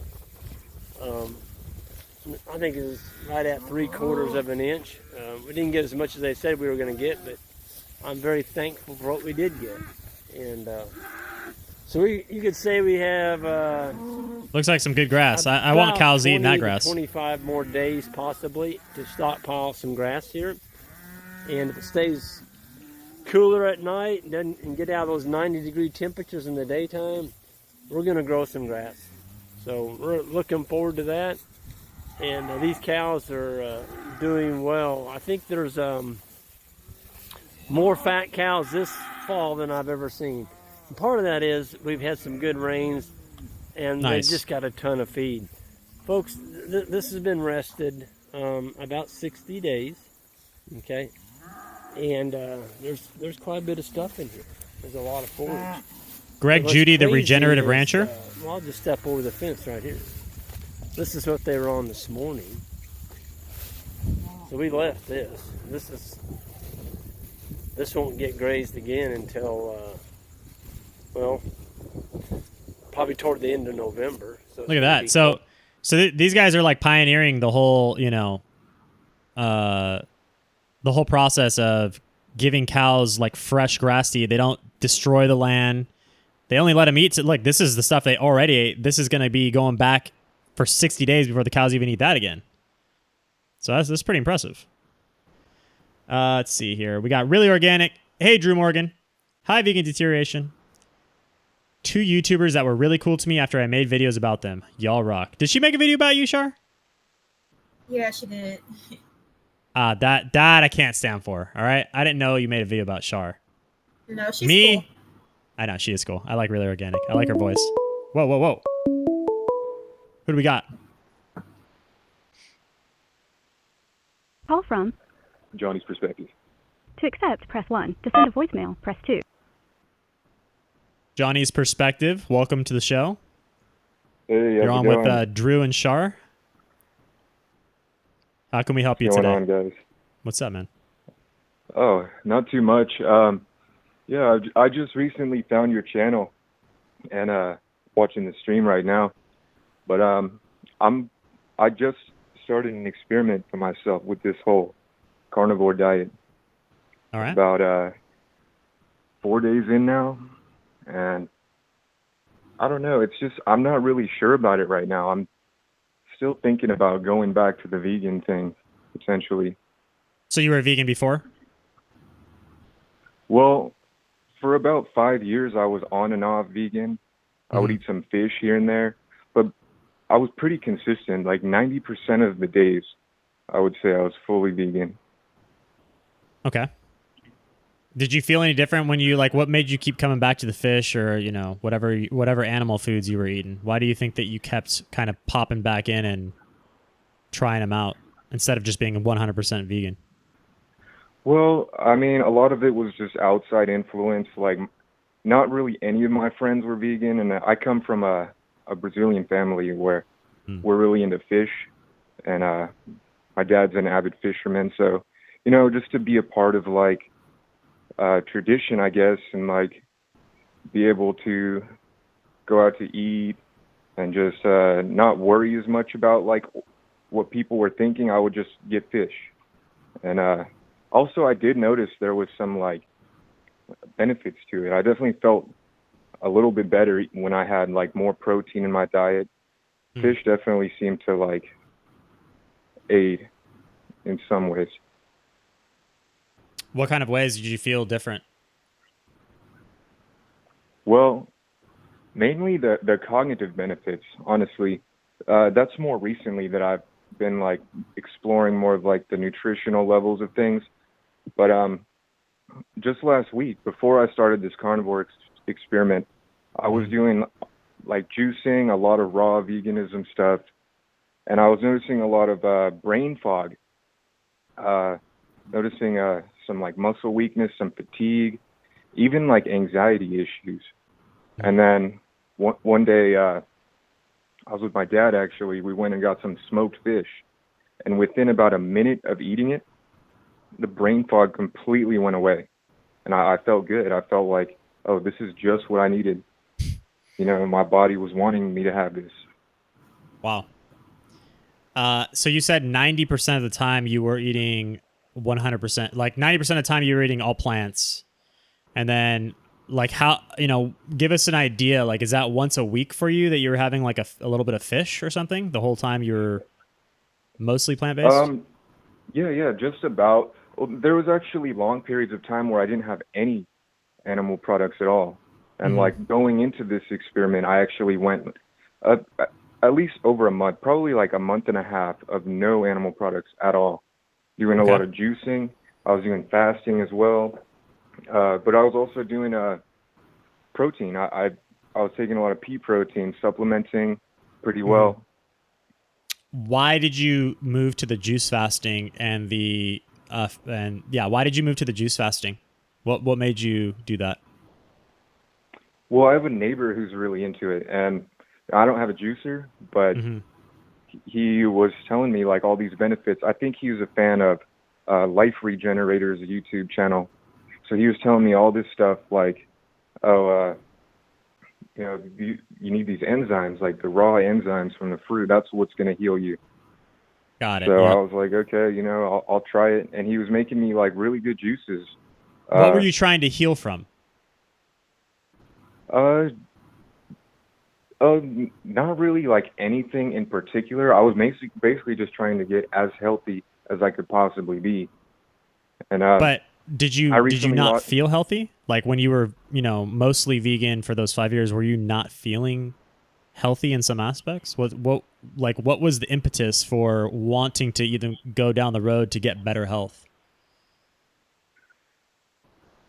Well, all through like my high school years, I was kind of overweight. I never felt confident, and I had a lot of trouble like eating just a standard American diet. I had a lot of friends, that were super skinny. They're eating pizza, fried chicken all the time, and they wouldn't gain any weight. But I definitely gained weight when I ate stuff like that. So, I'm not that tall. I'm 5'10", but I was up to like, I think 185 for a long time before going into the vegan diet. I felt really insecure about my weight. My skin wasn't the greatest. And that's what kind of motivated me to like want to get in shape. I'm willing to do whatever it takes. And this was like one of the first things I tried, the vegan route. And it did seem to work. How was your performance like when you started? So you started losing weight. I'm guessing you probably lost some weight when you went vegan, or mostly vegan. Yeah. And how was your athletic performance? Pretty good. I was never super focused on the fitness aspect, more just the dieting for quite a while, the first couple of years. But I would say this past year is when I really stepped up my gym activity, doing a lot of rock climbing. But I noticed that on the vegan diet, I felt lighter, especially with climbing. I felt like my body was just more nimble. I could, move better.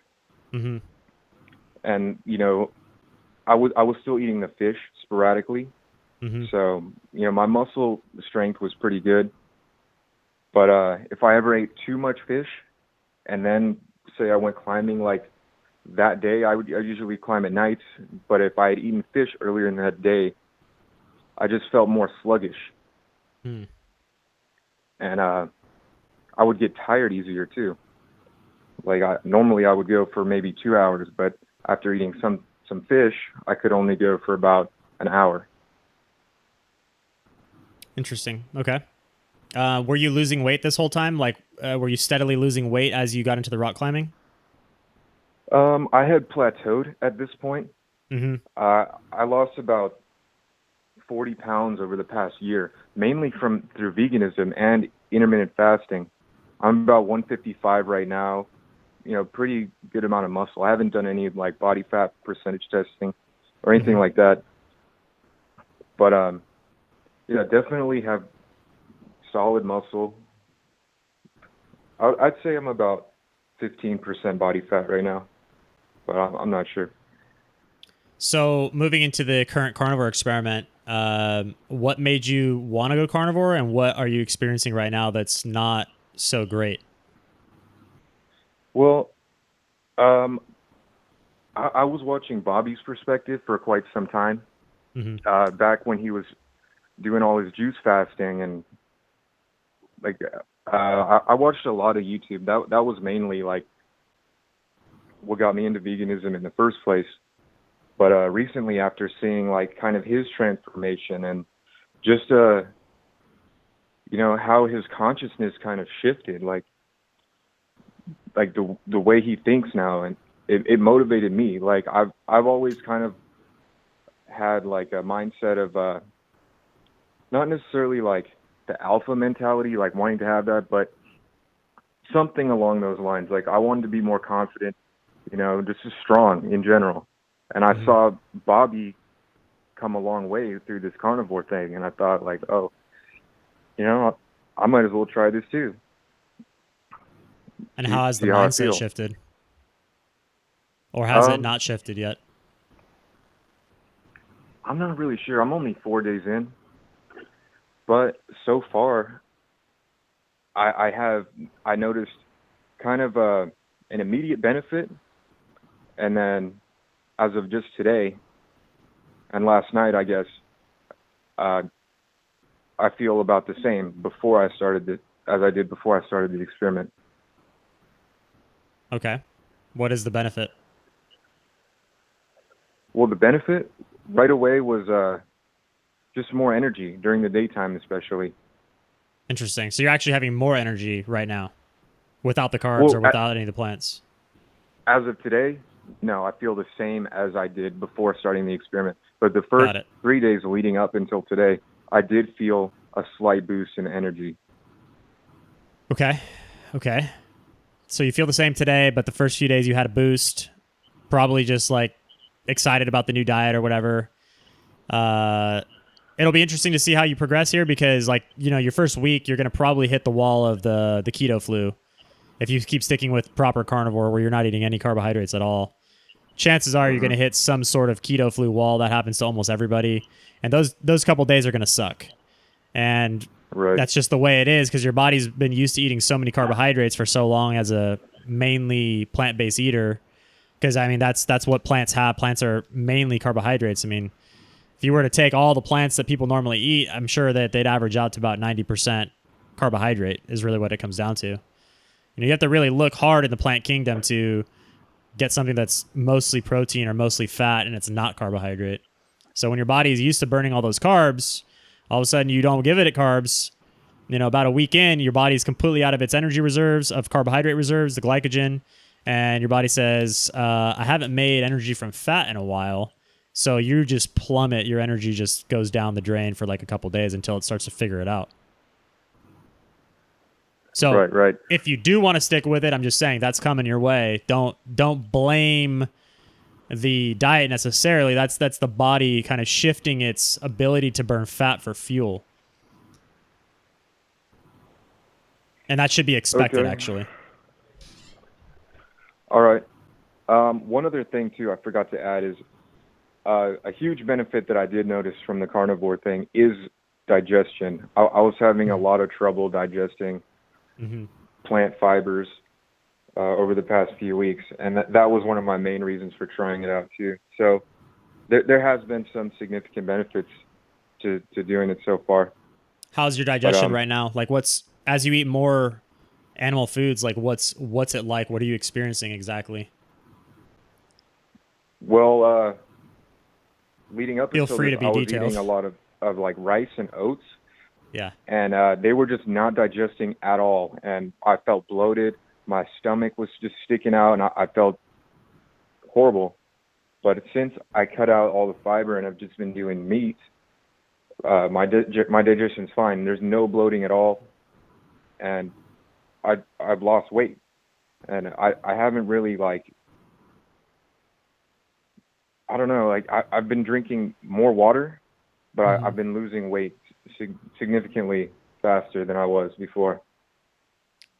I think you'll continue to find that if you do stick with true carnivore. Not that I'm saying to do that, but carnivore, even for me, like if I'm not eating anything else, even if I'm drinking milk and stuff like that, carnivore, I will just keep losing weight. It's mainly fat. I mean, my muscle mass just kind of stays, but I'm already like so on the lean, like small side that I don't want to get any lighter. No, even if it's fat, I'd rather just keep the fat I have right now, to be honest, because I don't want to get any lighter. But that's a normal thing. I mean, if you keep going down the path of it, you'll keep burning that fat. And if you're 15%, you got a couple pounds to burn. You're all right. Yeah. All right. About how long would you say it took you after starting the diet to really just stabilize? Well, I started it off immediately eating intermittent fasting with it. So I kind of combined intermittent fasting 2 meals a day with about an 8-hour window with the whole carnivore thing. My weight never really stabilized on carnivore. I was always losing weight. And if I were to go back on carnivore today, I would probably keep losing weight. But it's mostly fat. So it's like maybe it's a good thing. You know what I mean? Because when I went to the gym, the first day I was there, I signed up for the gym. They had me test my body fat on one of those like electric calipers where you hold it in your hands. And I tested at under 10% body fat. So like that's low. That's really low, you know?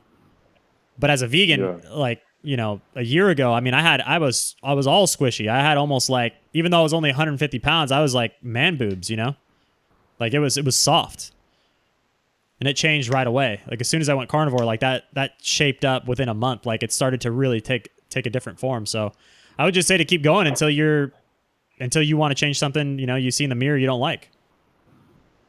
I don't think there's anything wrong with carnivore. I just think that for like maximum athletic performance or just convenience, carnivore isn't always the best.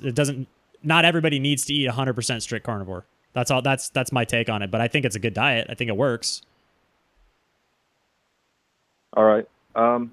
One other question for you. I don't really have access to like grass-fed beef or the highest quality carnivore products. Do you think that makes a huge difference in terms of how you feel on the diet?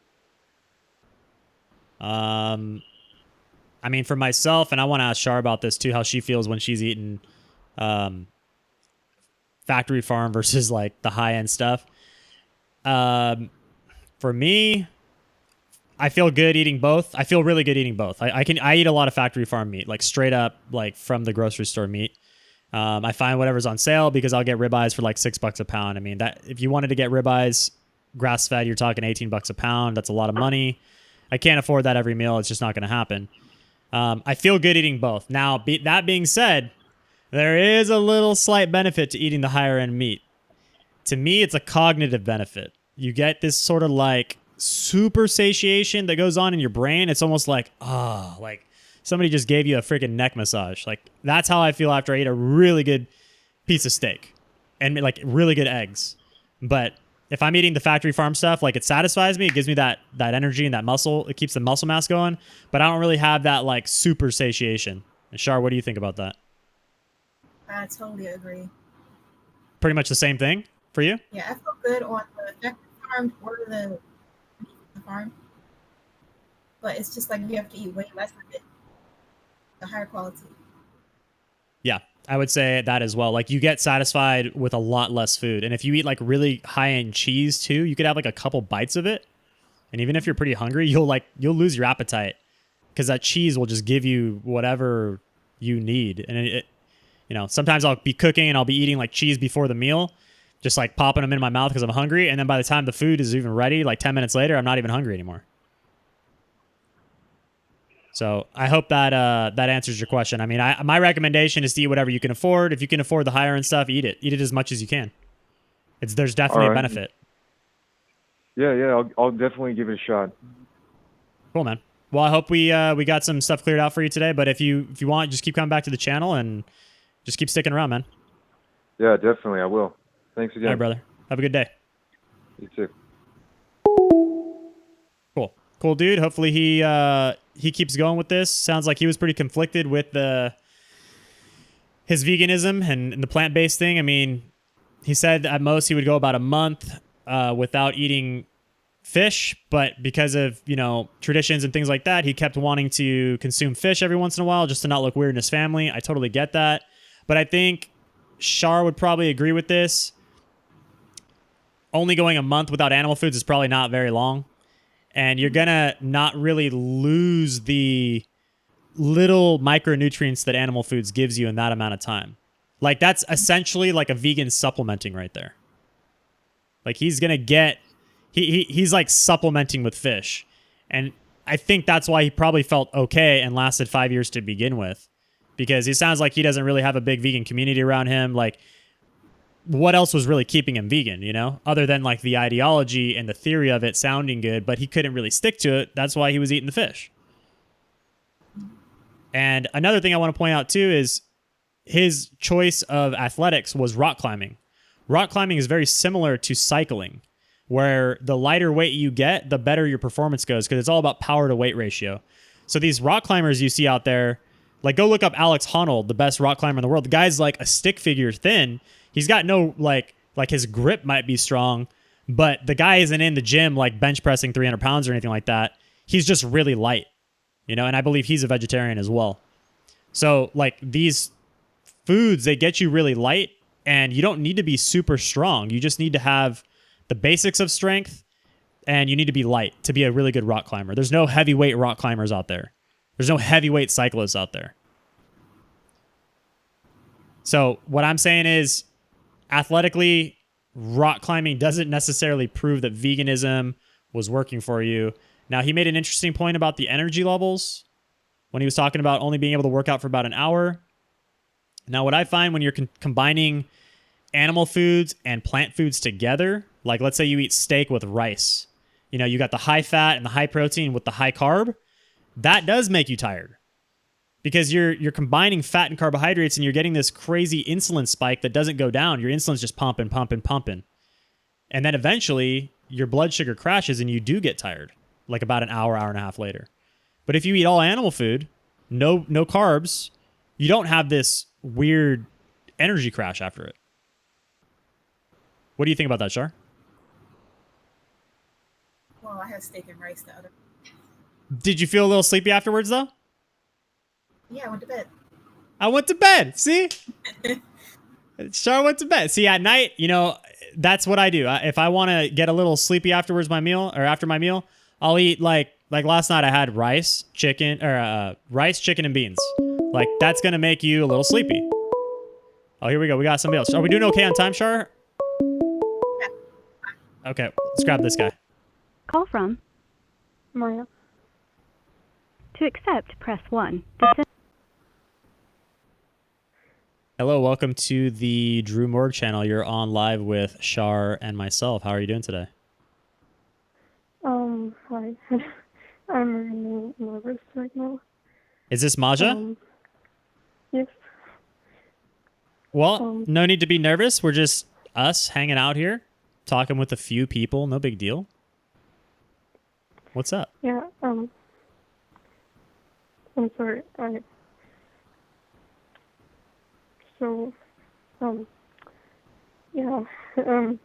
I can't do this, so I'm sorry. You can't do it right now? No. What's up? We can talk here. We're all good. We're all friends here. I know you're a supporter of the channel. I'm glad you're calling. Yeah, it's just, I have social anxiety, and I just wanted to try, and I don't know.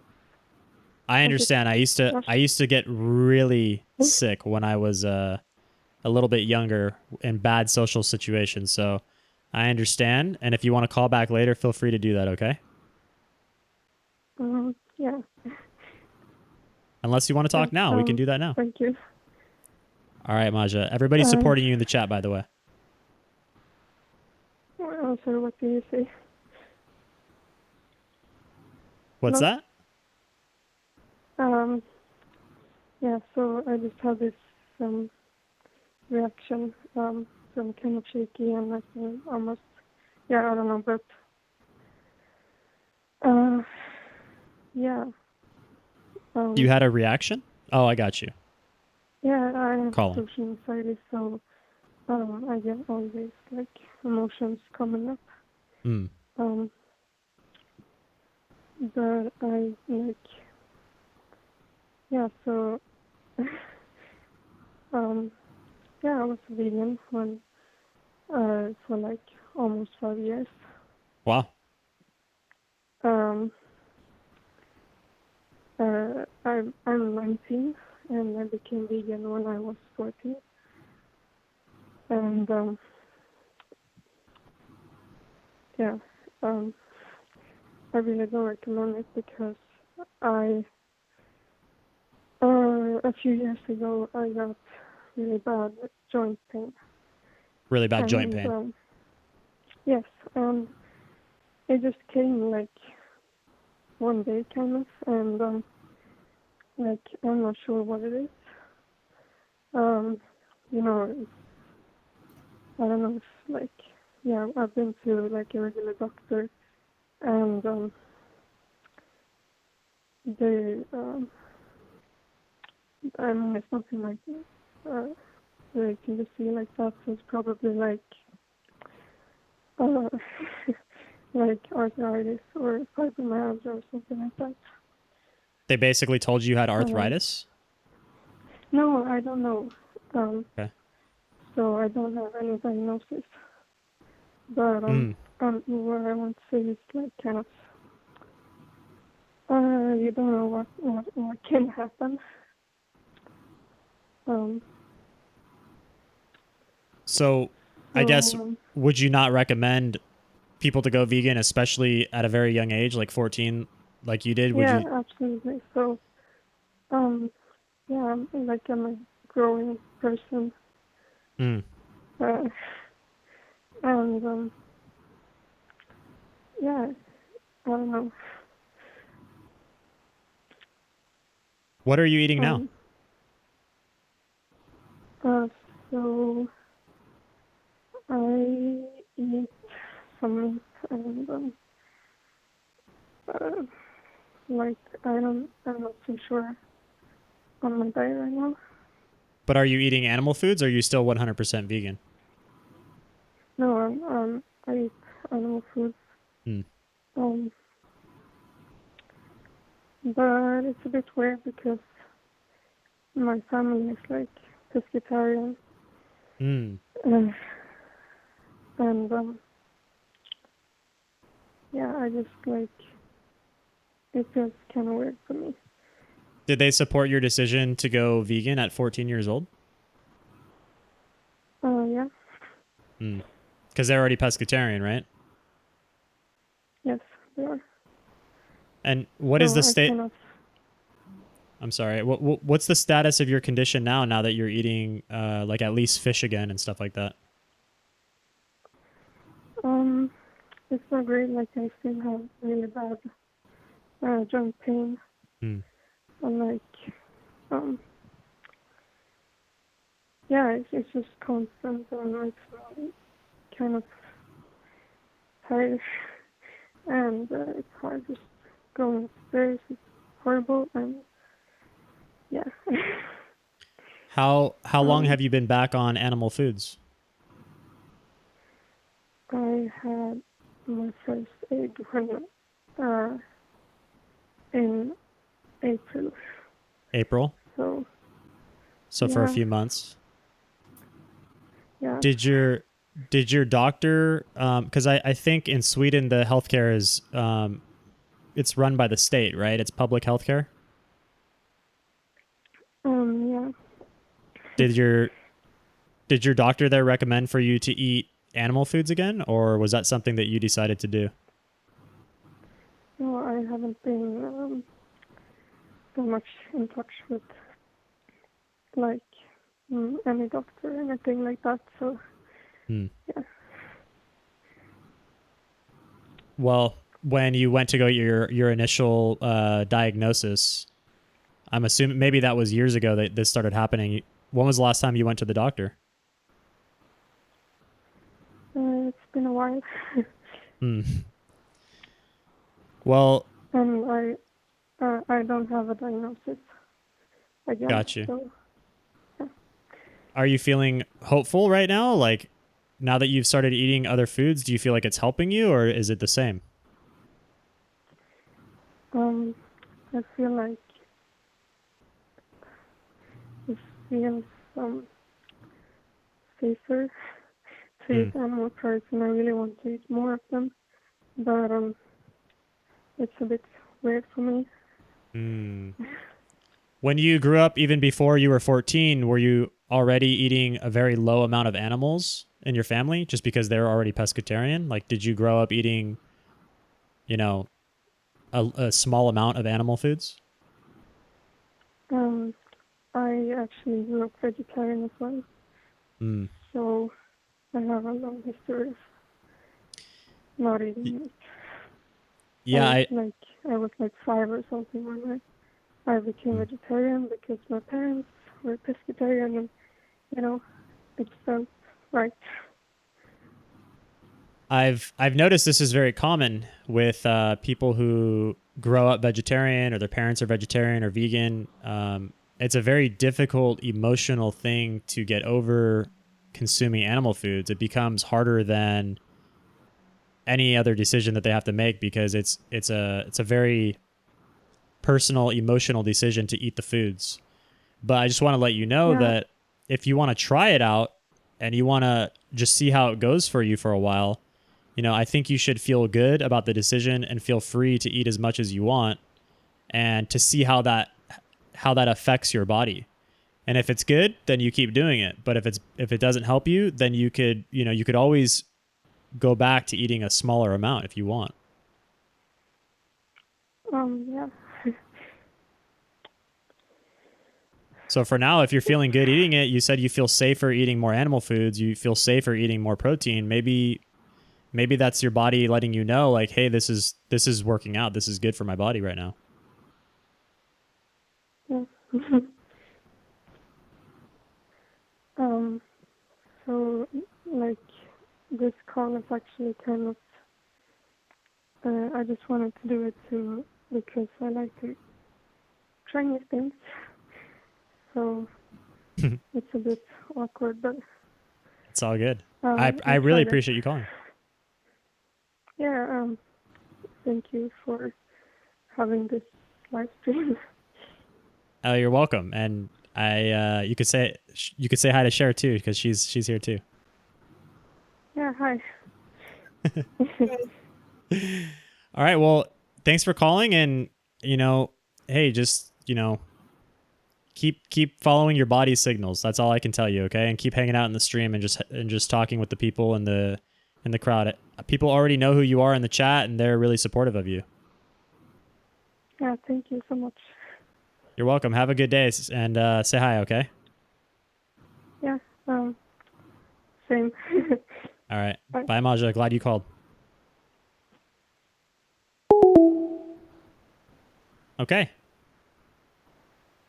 Maja Larson, thanks for calling. Yeah, that's tough. She's Swedish, she's young, and she has social anxiety, she said. So she was, struggling talking on the phone. I totally get it. And man, I used to have some horrible anxiety back in the day. You ever struggle with anything like that, Char? Yeah, of course. Well, Yeah? When you were vegan? Mine was before veganism. Mine was like whey protein powder, alcohol infused anxiety. It didn't matter. I was like, I used to throw up. I would get so nervous I would throw up. It was terrible. If I had a meal, if I would go to like a high school party or a party, actually after high school, if I would like go to a social situation, like a party, and I would eat dinner before I would go, I would just get so, I would have to like excuse myself after 10 minutes of being there. And I'd be like, yeah, I'll be right back. And I'd go in the front yard and like hide in the corner and just throw up. And then I would just go to the bathroom and clean up. And then I would just continue partying the rest of the night. Like nothing happened. I did that Probably 50 times. Alexandra Shaw says Bart K overcame fibromyalgia with a carnivore diet. And Michaela Peterson overcame arthritis and autoimmune conditions from carnivore. Good to know. And Bart K is, he's a friend of the channel. Clown Mazard says, does she still live with her pescatarian parents? I'm not sure. Maybe she can answer that in the chat. She's still here. Gung Fu's appreciative of Maja calling. I'm appreciative too. Ben Saunders, Drew, what is happening? I should call up one day. Absolutely. You should call up right now. What are you waiting for? Is it how do you say Maja? Is Maha? Maya? Maya. Okay. Maya. That's my bad. Really organic. Great show, Drew. I think we might have to do a co-hosting with you on here one day. Really organic. Let's see. Have you seen the video of Vegan Gains where he talked shit about the child of Michaela Peterson? No, I have not. Have you seen that, Char? That sounds pretty savage. I guess we're out here critiquing the vegan kids, so maybe we gotta take some bullets, Not Maja. Okay. Sorry. I took my best guess. I don't know any Swedish words. Let's give out the phone number. All right, guys. We're going to take a couple more calls. The phone number is 714-922-0637. And I'm going to post it in the chat. Again, if you guys are calling from out of the country, you can make a Google Voice number in a matter of seconds, and you can call up for free. No issues. And if you're within the U.S., that's just a California phone number. So feel free to call it up. We'll be here for a few more minutes. Shumi says, hey, guys, I want to ask you an important question. Okay. Shoot it out.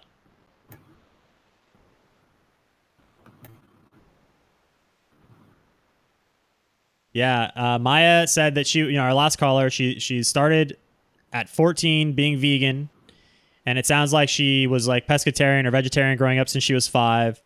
And that's crazy because, when you grow up already vegetarian, like, see, in my family, my dad always liked steak. We were always eating chicken. He still eats the same stuff, by the way, and he's still freaking pretty healthy and does all kinds of active stuff that would just blow other 57, 58-year-old males away. We were out there last week trimming the damn trees. He's hanging off the ladder and, lifting heavy stuff. The guy's as strong as me, easily. Runs a couple miles a day. Like, completely smokes other 55, 56, 57-year-old guys. Mid-50s guys. And let's see. No, Ben, you don't need a Google account. I'm just saying that if you're from out of the country and you want to make a phone call, you don't have to pay for it. You could just make a Google Voice phone number. It takes a matter of seconds. You can download the app on your phone and you can call in for free. But if you're in the US, you could just dial the phone number from your phone and it shouldn't cost you anything. Really Organic says, I'm concerned that Vegetable Police is so hardcore into medical medium. I have investigated him and I'm totally concerned. These damn gurus, they're fucking everybody over. I'm telling you right now. Like, it's like veganism all over again. There's like these half-truths that they have. Like, veganism's best half-truth is that it helps people lose weight. So like that guy who called earlier, he started out at 235 pounds and he went vegan. He lost weight. It's like a confirmation bias. It's like, gotcha. You lost weight. That's what you wanted, right? The diet is doing its job. You could lose weight on any diet. You could lose weight eating Twinkies if you know how to count calories correctly. But veganism does help people transition from a very poor standard American diet. And they do end up losing some weight inevitably because it's basically a diet of malnourishment. So yeah, no shit, you're going to lose weight. But most people see that and they're like, oh my God, I couldn't lose weight eating any other way. This is great. Okay. But that doesn't mean that it's a healthy diet just because you lost weight. So that's what I'm saying with the medical medium guy is This guy tells people to replace their breakfast with celery juice or whatever. Drink celery juice. It's going to do all these things for you. That might be true. Like they might be eating cereal or something for breakfast, and sure, celery is better, but it doesn't mean it's amazing. And then everybody thinks everything else that he says is correct. This guy does private coaching sessions where he literally, like Miss Cleo, the psychic from back in the day, tells you what issues that are going on in your body. He's tapped into the universe, and he can tell you what is wrong with your body through his mind waves. How much bullshit is this? And he's like, no, you just heal it with this. You use my celery juice protocol. You're going to be fine. Trust me, you don't have cancer. You do not have a tumor growing out of your spine. That's not what's there. I know better in my mind. The spirits, the ether told me. But the X-rays are lying. The X-rays that show physically the baseball that's growing off of your back is not actually there. So, trust me. Bullshit. These people are bullshit. Basically, if you make it to a talk show, you're already kind of on the path of bullshit. And he's been on many talk shows lately. So, you gotta start to wonder, you know? Why would anyone listen to a guy who says that some spirit told him how to eat? Exactly. Shumi says, what do you think about the natural growth hormone present in dairy that stimulates the IGF-1 in us? Would that speed up the aging process? Char, what do you feel about IGF-1? I mean, I don't know much about it, but drinking raw dairy, I don't feel like I look older. I feel like I look younger, so. Yeah. I mean, there's IGF-1 in all animal foods. It stimulates IGF-1 in all animal foods. And by the way, there's a high stimulation of IGF-1 in soy products as well, which vegans don't. They don't worry about that. As long as you only keep your soy to 2 servings a day, like Dr. Greger, the bodybuilder, says, you're going to be fine. But I don't trip on IGF-1. I just look at the end result. How does my body feel? How is it performing? This food is making me feel great. Keep doing it. The raw milk, the steaks, even chicken's great. Turkey, all that food is, I don't know if it's the IGF-1 or we're too into the details. We're not there yet, guys. Like, we need to take a few steps back. What's up? I haven't seen any animal food speeding up the aging process. Me neither.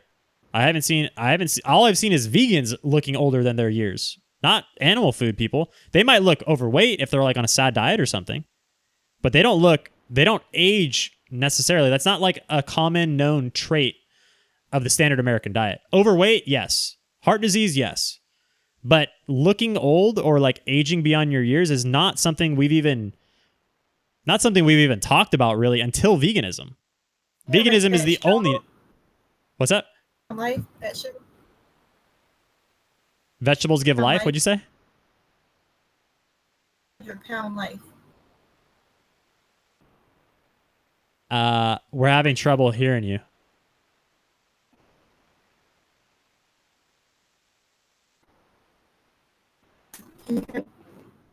It's a little discombobulated, like a robot, almost. Any better? It's so. Maybe you just need to be a little closer to it. I don't know. If the microphone is on the laptop, then it's probably got one of those little noise gates on there. So it's like not sensitive enough. It seems like it's kind of cutting you out because it's not sure. Frankie says, Char is too quiet. Can't hear her at all. I can hear her, but it is a little bit difficult to make out sometimes. I agree. Really Organic says, kill 2 birds with 1 stone always mortifies me. I love PETA's campaign, but I am totally okay that you don't. I love you still. Kill 2 birds with 1 stone. It's just a metaphor, you know? It's just a metaphor. It's like, and it might be old school, but I don't know. It makes sense. But yeah, I don't care. I don't care about, we could get rid of that saying. Who cares? It's like, it's not going to change the way that people's health is derived from their food. Shumi says Frankie's, but high levels of... Oh, he's talking to Frankie. High levels of IGF-1 make everything grow and go fast. So I read somewhere that the high levels would make us age faster. My IGF-1 raised a lot eating high-quality dairy. Well, I mean, what if it keeps your immune system stronger and healthier? And that is the thing that keeps your aging process low. I mean, we don't really know. I talked to Izzy Davis on my channel. If you guys haven't seen that interview, it's really good. I did it a couple months ago. She's deeply into the science realm, actually performing the science in a lab on food. She says that in order for us to even know what's inside of food, for us to even test for how much of a certain ingredient is inside of food, we have to first know that thing exists in the first place. So we have to know it exists. Then we have to create a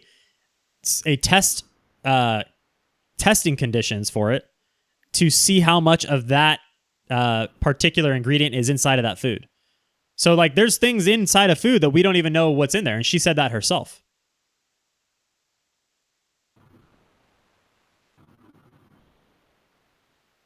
Really Organic. Can you create a Facebook page so we can all hang out when you are not live? That is a good idea, actually. I'm trying to use the community tab on YouTube, but it's not very interactive. Remember the name. I like dairy and I'm not giving it up. At least I'll reduce the quantity and only eat butter. But the IGF-1 thing is not bullshit, man. Dairy makes animals grow. I mean, I'm over here eating milk twice a day and steak twice a day, and I'm barely hanging on to my weight. And I'm eating to satisfaction and fulfillment. And I'm in the gym working out. My strength is going up. My muscle mass is going up. My body fat's going down. Like I'm not exploding. I don't think my heart is growing like I'm on steroids or something. I don't think that's how it works. But you have your own opinion on it. That's cool.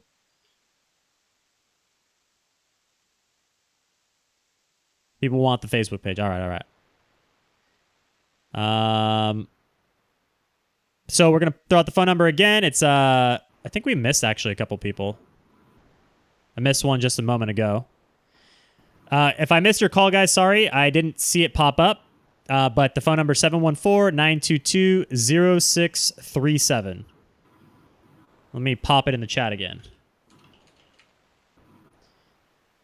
Feel free to call. I'm hoping to get a current vegan. I really would. If there's like any current vegans in here, please call up. And I want to talk to you.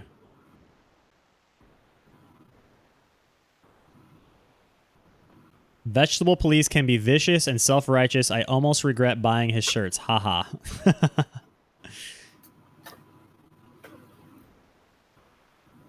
Nice, Ben. Call it up, baby.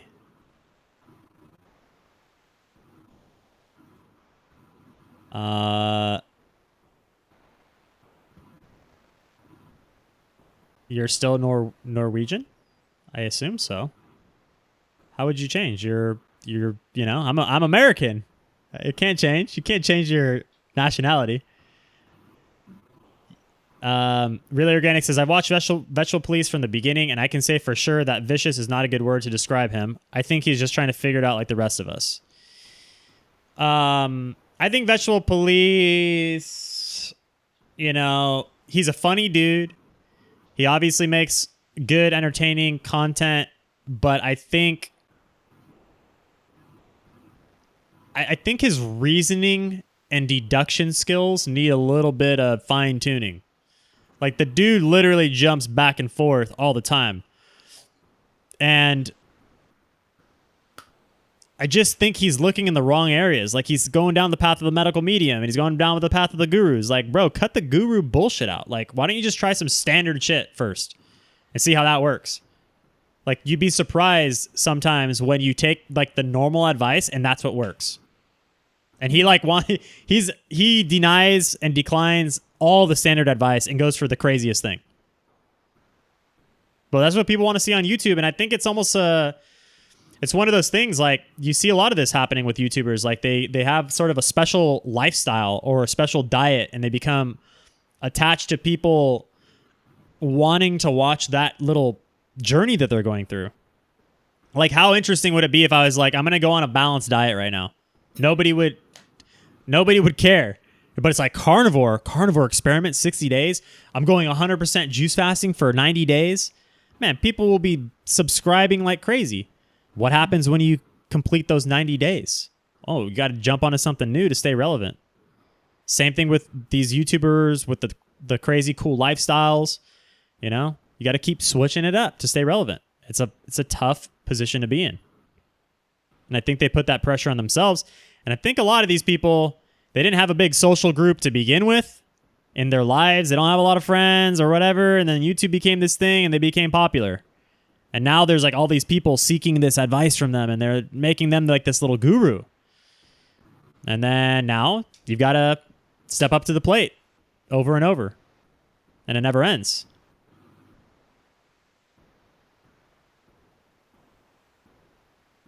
Really organic. I'm vegetarian and it is safe to be here as a vegan. Please call in. Drew is very kind. This is a community. We are about science and reality. I think some people can indeed do vegan. Exactly. If you're vegan in here and you're like thinking I'm going to roast you on this phone call, that's not my intention. Actually, before I even got started with the channel, before I started pumping out the videos, back in March or whatever, my intention was to get current successful vegans on the channel. That's kind of why I had Ted Carr and Plantriotic on the channel to begin with. Those are like my first guests.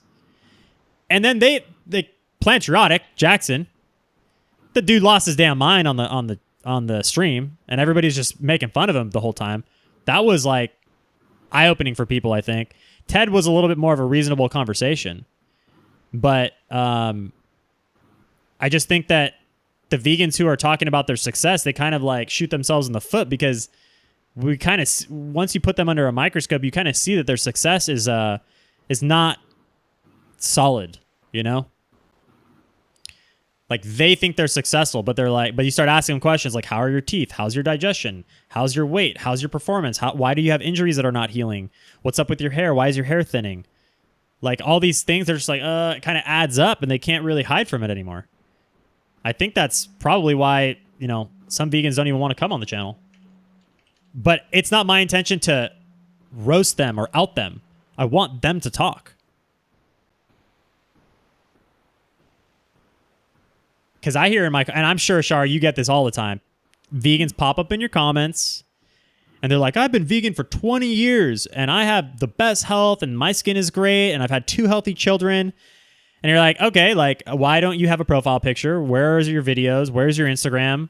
Like, let me do the thinking about how healthy you look. Right. Like, you say this about yourself, but you don't show it anywhere. And the people who do actually show it, you go to their channels or whatever, and it's not very impressive, usually. It's scary sometimes. They're like, I'm so healthy, and you're looking at them, you're like, whoa, you don't have a mirror in your house. You're looking like a straight scarecrow. Shumi says, Drew, maybe you said it, but where are you staying now? I'm in Southern California. Orange County, to be specific.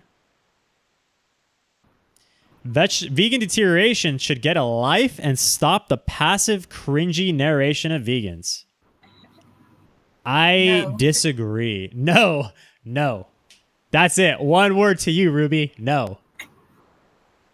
That's all you get. I think her channel is probably one of the best. I think it's one of the best channels on YouTube, to be honest with you, as far as the vegan and ex-veganism is concerned. And I haven't seen a single rebuttal video to this day to any of your content. I've seen some. Really? What do they say? The lighting, the angles. The lighting and the angles. Come on. The lighting and the angles. Camera quality. Bro, you should look. Anyways. That's a hilarious rebuttal. But I haven't seen anybody be like pointing out other animal food people that are aging like this. I haven't seen them show current video or pictures of the people you're talking about that makes them look any healthier than you show them. They look the same. And then you go and you show you're like, okay, well, here's multiple photos, same lighting, same angle. They're looking down. Like you do the homework. You dig it up. Come on. Fucking See, look worse. yeah, they make themselves look worse. Exactly. Clown Mazard, exactly. Gary Carburetor says he looks fantastic for his age.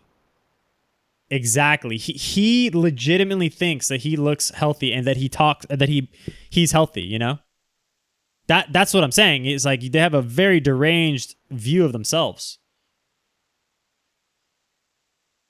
Planetary Farms, vegan deterioration channel is of huge value. Totally agree.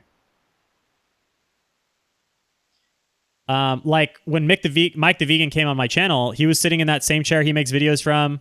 He didn't have all his production, but he looked the same. Like he was on a live stream. He looked the same as he does in his videos. There's nothing different there.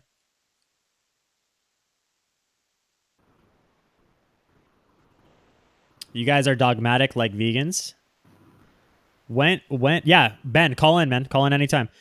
We're dogmatic. We just said we eat like cookies and chicken, like when fried chicken, whatever. Catch me at Popeyes. I'm fine. I'm not dogmatic on any foods. I understand that there's some foods that are healthier than others. Remind Drew to finish the story after the caller. Damn it, which story? I forgot now.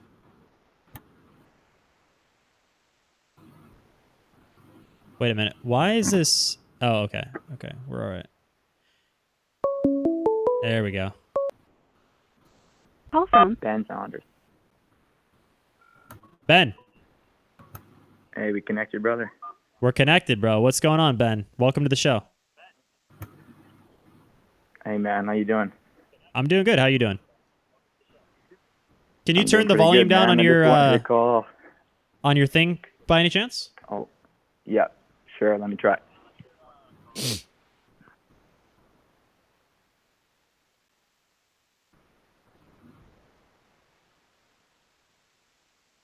Hello. Yo. All right, we got you. Okay. Right on, man. What can we? Cool. What are we chatting about today, man? I just wanted to thank you, man. I've been watching your channel for a little while, and it was you and Primal Edge Health there that I kind of started watching. I was vegan for 3 years, so. That's a solid amount of time, man. You were a real vegan. I'm stamping Yeah. you. You're solid. You're a real vegan. Yeah, I guess, I just wanted to call this to explain to people that it's, coming from that change, it's crazy. I had super bad inflammation in both my wrists and my knees that probably lasted a solid year. Like my 3rd year into veganism, I got some really nasty injuries. Mm. And anyways, just about like a week into getting back on meat and eggs and fish, like all my injuries were gone. So I was just, I was in tears. Very powerful, huh? Yeah, it was crazy, man. Just like, when you think you're doing the vegan thing right, you're doing everything you can. I did the whole juice fast thing, did 40 days. Mm-hmm. And, I'm sure you went through some of the same stuff, right? The John Rose, I did the mucusless diet, fasting, the whole 9, but it boils down to the animal foods. It boils down to the animal foods. The health that I was hoping to get from the vegan, from the juice fasting and from the raw vegan, I got that when I went carnivore. Yeah, that's so true, man. You motivated the shit out of me to try it too, because I just thought, man, all these guys are quitting veganism, like Raw Alignment, like all the big names, Timothy. Yep. And I was like, holy shit, maybe there's something to this, Yeah. And yeah, it was just a massive eye opener for me, and just I just wanted to thank you, man, because it's it changed. It made everything change for the better, because I was falling apart, iron deficient, the whole 9. So I haven't heard of a single vegan recovering from iron deficiency on the vegan diet. Not with supplements and not with any food. There's no. Yeah, it's impossible. It's impossible. That's the vegan death sentence right there. You go anemic or iron deficient, you're done. You like. Yeah. That's it for you. You should have seen my face, man. Like, everybody was so worried about me, and I was like, no, I'm fine, right? Like, I was about to do an herbal cleanse too. I spent like probably $1,200 on Dr. Robert Morse herbs, right? Ordered a bunch of those. I was about to do, and I did the ideology shit, and then I was like, what the fuck am I doing? Pardon my French. What am I doing with my life? Yeah. Yeah. Dude, like I said, I was juice fasting through one of my buddy's weddings, and I was all hype on the the Robert Moore stuff. And you know, I had high hopes for the juice fast because it did. Obviously, when you're drinking juice only, your digestion is better than eating like processed vegan or you know a lot of fibrous vegan foods. But it's still not great. Like, yeah, but I was losing mad weight. Like I was just burning my muscle mass off my body. It was not good. I'm still kind of gaining back that weight, even all this time later. Yeah, no doubt, dude. I went from 180 all the way down to my lowest was like below 145. Like I think it was 135 or below 140. It was actually scary. That's where I went, man. 6'2". Damn, dude, you were just railed out. I was a noodle, man. Like I'm built like a Kenyan, but you know, now I've been doing some fasting protocols with like kind of similar to the snake diet approach, but you know, I'm back to 165, but it's taking forever to put that mass back on, man. Well, it's crazy. I have a theory. This is completely unverified, but I have a theory that that the vegan diet over time it does whittle away at your bones, and I have a feeling that I've lost some muscle mass or not muscle mass, some bone density over time. Yeah. That hasn't actually come back yet. Or may never come back, That's an you know? Interesting point. Yeah. That's a possibility, man. Like there's some weird stuff that we don't know. You know what I mean? Holy shit. Well, you know, God, I forgot her name. They actually damn it, it's an older couple. They were vegan for a while. They own a holistic Chinese practice. They make videos on YouTube. I think the husband's name is Don Matisse. Uh-oh, did I lose him? Ben? I think I lost Ben. Well, I guess I'll finish saying that. But yeah, the couple that I'm talking about, they went from vegan to carnivore, and the woman got DEXA scans done only 1 or 2 years into veganism when she was eating a high fruit-based diet. And the DEXA scans revealed that she was losing bone density in her early 40s or mid 40s. So no question about it. You can lose bone density as a vegan. Well, Ben, thanks for calling, buddy. I don't know if you're going to call back, but I'm glad we got a chance to connect there.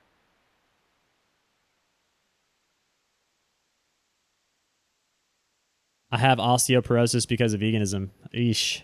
I'm very sorry to hear that. I have my permanent ankle injury that, you know, never healed correctly as a vegan. And every time I go to the gym, it swells up and I just have to deal with it. Bone mass comes back. Astronauts always lose bone density when they go to space, but it comes back after they come back. Okay, cool. Well, I'm waiting for it. I'm looking forward to it. When I was eating high carb, low fat right after my juice cleanse, my wrists were so thin. I legitimately felt like I could grab my wrist and bend it and pry it, like as if it was made of plastic. Like you want your bones to be like titanium metal. You don't want to have bendy bones. Allie's endocrinologist says that she can regain bone density hopefully in 2 years. So there you go. That's how long it takes to get it back. But how long does it take to lose it? Veganism, you just make everything disappear. Let's see. All right. I think we'll take one more call if we can. And oops, yeah, I got a call a few minutes ago by somebody. I think that was Ben trying to call back, but I don't know why it's not ringing every time. But anyways, I'm waiting here, guys. If anybody wants to call in, the number 714-922-0637, and we'll probably call it a day after the next call. We've had Char here for a couple hours, and I know it's getting late, and we probably both want to eat. I wanted to finish some story. Damn it. I remember earlier I said I'll tell the story after we're done.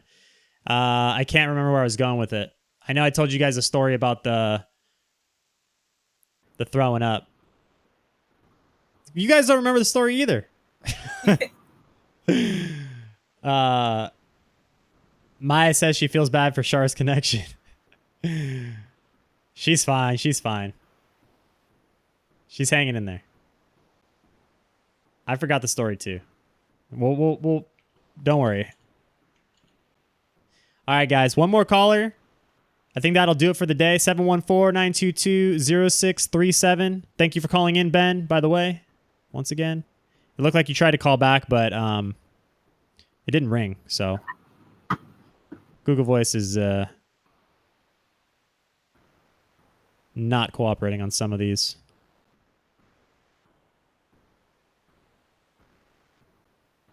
Blame the meat.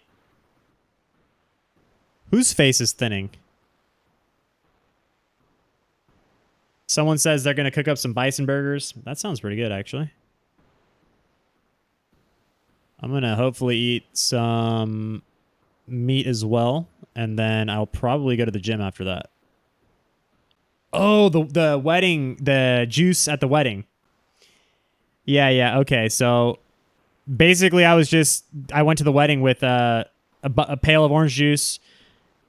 Everybody knew I was juicing. I had to explain it to all these completely mainstream normal people, my friends' parents and grandparents and stuff like that. They're like, what are you doing? Like, there's a picture of us all at the dinner table at the end, like 10 people around it. And I've got my juice there instead of all the delicious food everybody was eating. And of course, all the food there wasn't even vegan in the first place. But that actually kind of cracked me. When I was there, I was just like, oh man, I can't not eat food after this, because all the smells of the hors d'oeuvres and the little cheese platter and everything like that, I was starting to lose my mind, because I was about 28, 29 days into the juice fast. I don't remember where I was going to go with the rest of that story, but long story short, I was kind of buying into the Dr. Morse juice fasting stuff. Obviously John Rose, he's a big juice fast dude, and that's kind of who I was going with. But those guys are, absolutely full of shit, man. Like John Rose, dude, that guy blocked me from his channel, even though I was one of the biggest supporters when he had only 1,500 subscribers. That's when I started doing the juice fast, was back then. I made a guide. I shared the guide on his channel. He shouted me out and was like, thanks to Drew for making this guide for you guys. And people were using that guide as the way to do his juice fast protocol, because he's so scatterbrained with all his videos. He never just makes a video, this is how you do my protocol. You have to hunt around 5-10 different videos to figure it out. But I had all the time in the world, because I was unemployed and I was vegan, and I just thought that this was the best thing in the world, worth investing all of my time into. Tess says social isolation. Yeah. That's basically veganism in a nutshell. That's why when you're carnivore, you're carnivore, don't eat 100% animal foods only. Like, you might go to a restaurant where that's just impossible. What are you going to do? Not eat? You're going out, now you're with your meat eating friends, and they're like, we're finally eating with you. And you're like, no, I can't eat that. It's got a bun on it. Nope, can't do it. Sorry. Not grass-fed, grass-finished beef. Can't eat it. Like, you're just as bad as the vegans. Eat like that at home, all you want, but also learn how to have a little balance here, guys. Like, enjoy your life a little bit. And share it with people around you. To Full 86 says, I almost bought into Dr. Morse until he admitted to losing all of his teeth from excess fruits. That actually pisses me off. Char, is my thing flashing on your screen, like my camera? Is it flashing in and out? No. Okay, cool. It looks like that on my side, but anyway. Playfully Paleo says, I've never seen lamb bacon here. I'm not a fan of lamb, but we tried it since I was a kid, so probably will again. Planning on trying new things like organ meat too. Awesome. Lamb bacon. Sounds good. Sounds good. Does sound good. I love bacon. Tess says, I agree with that. Sometimes I think the keto people are as bad as vegans. For real. All right, guys. I'm going to give about 30 seconds for some last caller to pop in here. The number 714-922-0637. And if we don't get somebody real quick, we'll probably call it a day. And we'll bring back the show next week sometime, probably Wednesday. And keep these rolling. I know you guys wanted more consistent content, so we can do that. Amanda says, do you think eating organ meat will ever be normal again, like how it used to be normal for to eat liver and onions? Yeah, I think it will be normal again. I do. Later, Ben. Yeah, I think that organ meats are starting to make a little bit of a comeback. I mean, I think people's palate kind of shifted away from that type of thing. So maybe like from a taste perspective, it's not going to be super popular, but I think just the idea of eating them for their nutrition might make a comeback. Somebody says, I can only find children livers, though. Where do you get other stuff? I'm assuming you're either joking about eating children human livers or you're talking about eating calf livers and you're not English as your first language. Children livers. I have tried calf liver, and it is better to me than the full thing. I like calf liver is actually pretty decent, and you can eat it raw. But like straight up beef liver, it's hard to eat that.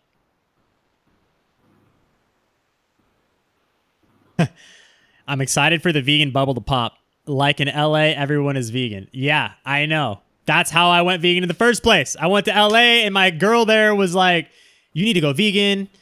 It's better for you. You're going to be healthier. You're going to get more ripped. Everything was better as a vegan. And I was like, sign me up. And I said, if I lose any muscle mass, if I lose any weight, I'm going to quit. But I'm going to give it 6 months.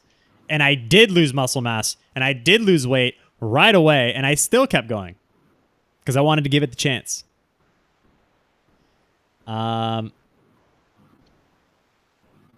But yeah, I know it's trendy there. And they're all fake-ass vegans anyways. They're all drinking. You know that they're not real vegans. They just say it. They put in their Instagram profile, all the models. Vegan. They're BS. Liars. And I know some of them personally that are liars. So I'm not making this up. Damn. I'm going to call back this person at... Oh, no, I can't. For some reason, it's not ringing. Hey, whoever just called at 12:51, shout it back. I'll answer it this time. I don't know what's up here. That'll be the last caller for the day. Shumi's asking about Greta Thunberg. No comment. I mean, it's a 16-year-old girl. She apparently has Asperger's. Like, I know 40-year-old vegans that have the same opinions as her. I don't know why the world thinks it's special that she has these opinions. Like, who cares? Who cares who she is? Who cares that she has these opinions? I think it's a very good political stunt that they've made this huge deal out of this. And I don't think she has any more knowledge than any of the other people that we've already kind of debunked. You know, like we have people way more scholarly and knowledgeable than her that have been debunked, and all we need to do is try the diet for a few years ourselves. I saw somebody with a sign, Greta Thunberg is vegan for a reason. She's 19 or whatever, 16. Who cares what she's doing? Sorry. Something's up with the calling. I missed a couple calls at 12:44 and 12:51. I apologize, but I'm going to shut it down today. We'll shut down the phone lines for the day, but we will bring it back on Wednesday, guys. Okay, so if you wanted to get a call in today, save it for Wednesday. We'll do another stream. We'll do another call-in stream. I think these are where it's at. I think we're going to get some good calls going here. So, guys, I think it's time. It's almost 1 here. I need to eat some lunch. I need to hit the gym.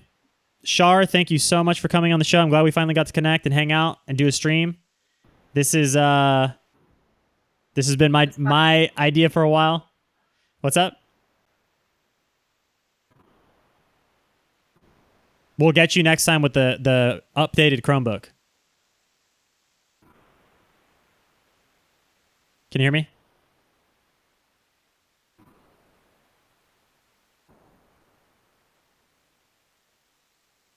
Coco Bora says, I tried calling and got your voicemail. We'll try again on Wednesday. Yeah. Wednesday. Exactly. We need to backlog it. Save a little bit. All right, see ya, Tess. What's Char's channel? Char is the owner of Vegan Deterioration. Let me link it. I should have actually done that before, but let me link it up right here. You guys go visit her. She's got a great channel. And Char, I will do a little outro with everybody here. But again, thanks for coming on. And see you soon, hopefully. Thank you. All right, later. All right, Char, Vegan Deterioration, everybody. Major appreciation for her coming on. Took us a couple weeks to get that together. And she is just the dopest. She's so sweet. All right. A double bicep. Let's make sure we can get it all in the screen here. All right. We're hitting the gym, guys. We're about to go bust out some deadlifts, some squats. Let's see how the abs are doing. You guys know you can't have just the double biceps and no abs.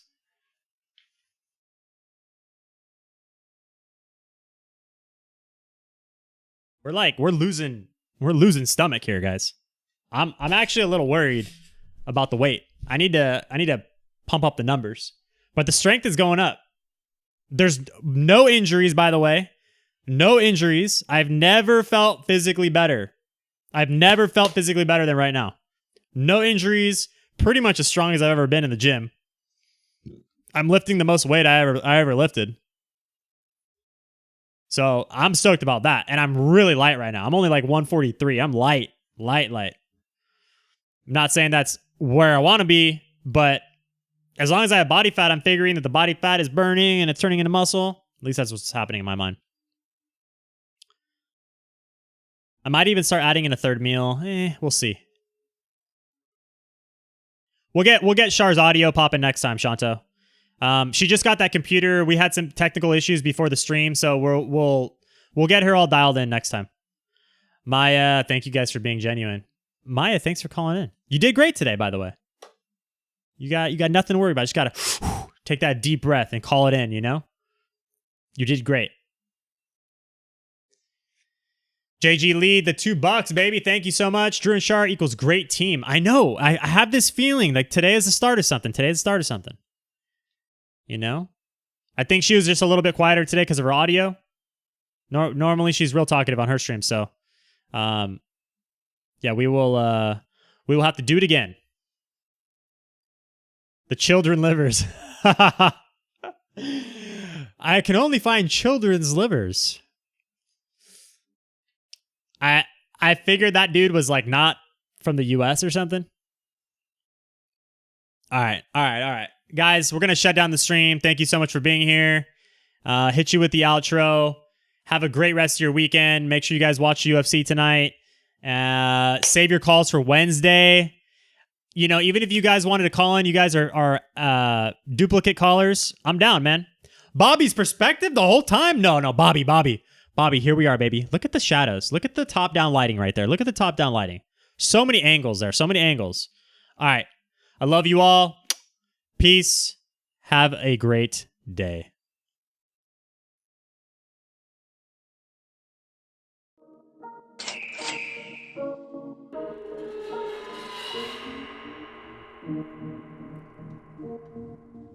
Chucky got the sauce, bitch.